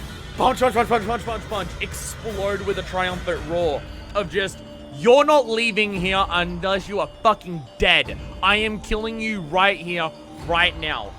Defensive shit is not working. You are not leaving me alone. I am putting everything that is me into killing you so you never bother me ever again. And it is a terrifying moment of just how much he is just fuck. Like, again, his mechanics and his fight and his personality all blend together perfectly. They are a perfect blend of every single thing that makes a monster a monster. His music is also fantastic. Yes, that music that you get when he ignites the world into hell at the end is glorious. It is so good. His normal color scheme for Raging is yellow and faded blue. His normal is dark blue and green. Again, I think his color scheme is to look more like a defensive creature, where it's just like, my colors are so bright, they're telling you to fuck off. I look like I'm dangerous. Fuck off. Like, he has the color scheme of poisonous frogs and stuff like that, where it's literally, don't even try and fuck with me. You'll die if you do. To me, that's what Raging's color scheme is. Because the entire start of his fight is also defensively inclined. If you touch me, you'll blow up and die. I'm gonna cause explosions that are just gonna make it hard for you to physically get near me. So if you try and get near me, you're gonna blow up and die. And then he realizes that's not enough. So he just decides, I'm going to melt you to death. I'm going to melt you into nothingness with just how much raging power I have. It does make his final phase easier, but to me that's intentional. His final phase is meant to be easier to attack him because he's shedding defenses and putting it all into offense. The arena burns you to the touch. Everything in the arena is going to explode and kill you. I wish how much explosions happened in the final arena were turned up way more. If it was, he's not as defensively built, but he's way more focused on trying to get you the fuck away from him, I think that would work very, very well in his favor. But even with that, he is the perfect blend of fight, mechanics, personality, and just how much fun it is to fight him, and the amazing super and music at the end, that he is the perfect blend of everything that a monster can be for me. He is just, like, every aspect of him is a 10 out of fucking 10. The only reason he doesn't beat Shara is because of Shara's first time impact of just not knowing what the fuck is going on. Even I much prefer fighting Raging Brachydios now than going back and fighting Shara now. The first time impact of Shara does win because that first impact, that first experience was so wild. But for me, Raging Brachydios is a 10 out of 10 on every conceivable scale you can rate a monster. I do like how the ending explosion hurts him if you broke his parts. Cool touch.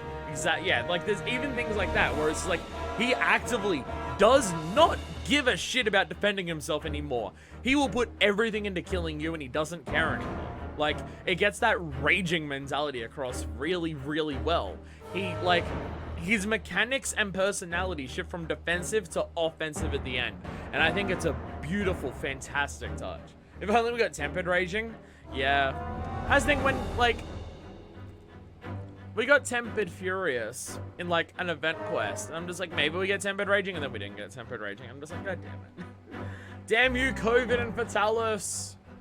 Damn you! Now, next, after my massive love spewing of just, like, Safi and Braki in a row, if they bumped him in the last phase, it might rank him S. Right now, he hovers around middle of A for me. I can understand that. I understand if his easiness in Raging Bracky's final phase does knock it down for people, because yes, it is actually way easier than the rest of the fight. I just wish it was, I do wish he was more offensively inclined. But how much personality it conveys and that super and that music shift, I love it too much for me to be super bothered by the fact that the final phase is like easier, because the offensiveness build-up doesn't like counteract how much the defensiveness capabilities were taken down. Next is Frostfang Barrier. If Seething Basil was introduced at a bad time for no one to fight it a bunch and things like that, and if Brute Tigrex was introduced at a really bad time to like just hidden away so people didn't fight it much, Frostfang Barrier was introduced after we had fought Safi and Raging Brachydios and Furious Rajang. Frostfang needed to come out earlier. It should have been in the base game, honestly. Doesn't help that Hate Guy's really strong there and most people are using tail arms at that point. Well, I've never made a set that's like focused around Master's Touch in Master Rank, so I don't have that. I don't personally have that. Frostfang Barrier. You got introduced at a really bad time, because you were way too easy by the time you came out. That being said, you are better Barrier. I much prefer you over Barrier. I prefer your visual design, your beard, your silvery fangs, the frosted over parts. I really like that on you. I like your frostbind attack. I think it's a cool mechanic of just like extreme area denial. I really like that. More fair and less annoying fight. Exactly. He doesn't have the shit where he goes into the air and just shoots tornadoes at you, and it's like he gets rid of that annoying aspect of it.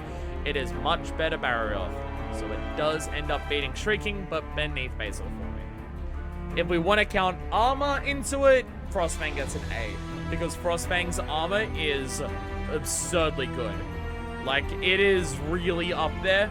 Because it so perfectly blends together plate mail armor that isn't ridiculously bulky and cool aesthetics by having cool, like, clothes over it. Because that's my thing with plate armor. I'm fine with plate armor if it's not ridiculously bulky. If it's, like, form-fitting enough that it still makes sense for them to move in it, but isn't just a hulking mass, I really like the plate mail look that a lot of monster, like, things have. Just a lot of plate mail armor is too bulky and I don't like it. But Frostfang is slick plate mail with a sick jacket over it and sick assets for it and everything. It is one of the best armor sets in the game. It's so good. Holy fuck. Now we have Alatreon. Oh fuck. Where the fuck do you even begin with this motherfucker? I really like his visual design. He's not super out there for visual design for me, but I do really like his visual design. The idea of a monster controlling all the elements is cool. It makes a hell of a lot of sense for something that's called a black fucking dragon. Alatreon, my favorite monster of Landside. Monster that wants to be alone so much it chills at the bottom of the ocean and be alone in the god of every fucking element. I prefer this spiky dragon over Dirgy. Well, here's the thing. I'm a New World hunter. So when I think of Alatreon, I don't just have to think of cool design, awesome concept of controlling every element, and some of the best, if not the best, attacks in the New World in terms of how overwhelming they are and genuinely difficult to dodge, but very well telegraphed, and it always feels like it's extremely fair if you got hit, and you've just got to get fucking good. And everything the fight asks you to do in terms of paying attention to part breaks and pace shifting and elements and everything like that. Holy shit, all of that is really fun. Dying to Eschaton sucks. And you nailed it right there, Fish. Alatreon in a nutshell. If only they could get the effects of Eschaton on the fight some other way. That's been my thing. What Eschaton Judgment makes you do in terms of paying attention to part breaks, paying attention to element shifting, using the right elements at the right times, breaking the right parts at the right times, focusing on certain types of attacks at the right times. Everything Eschaton Judgment makes you do, I actually really like. It is end game. It is the second final monster. Fucking learn it properly. Everything about it. But dying to Eschaton sucks. There is no positive feeling when I die to Eschaton. See, Eschaton to me has the same effect of dying to a timeout.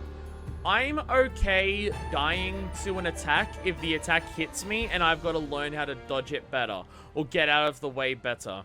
Dying to Eschaton is like dying to a timeout, where it's just like, well, you've just got to, in general, get better at dealing damage.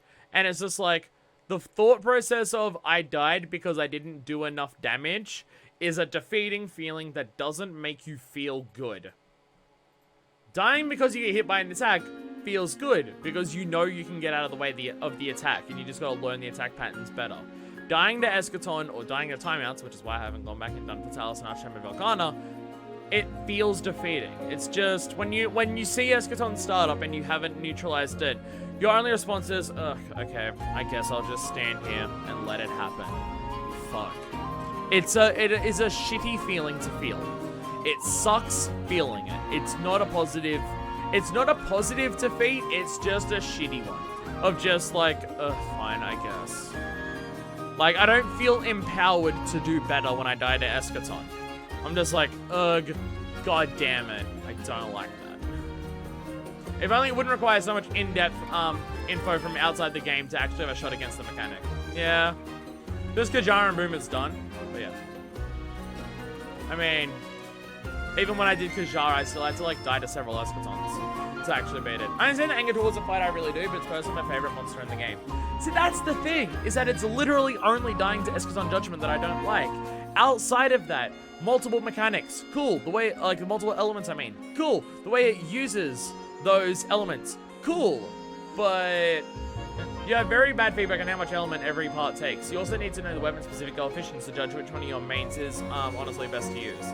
Yeah, like, there's also that thing where it's not just like, oh, in this phase, it takes 3 damage to ice and 1 damage to water or something like that. It's like, no, different body parts take more damage to different elements in different phases. Whereas it's like, can't it just be an across-the-board thing? Like, why does it have to be that specific? God damn it. Everything about Alatreon's fight, from multiple elements, to the way it uses those elements, to just having the best attacks, because they're so well telegraphed, but they're still really difficult to dodge and get out of the way of, and even more difficult to dodge, get out of the way of, and then respond by hitting it.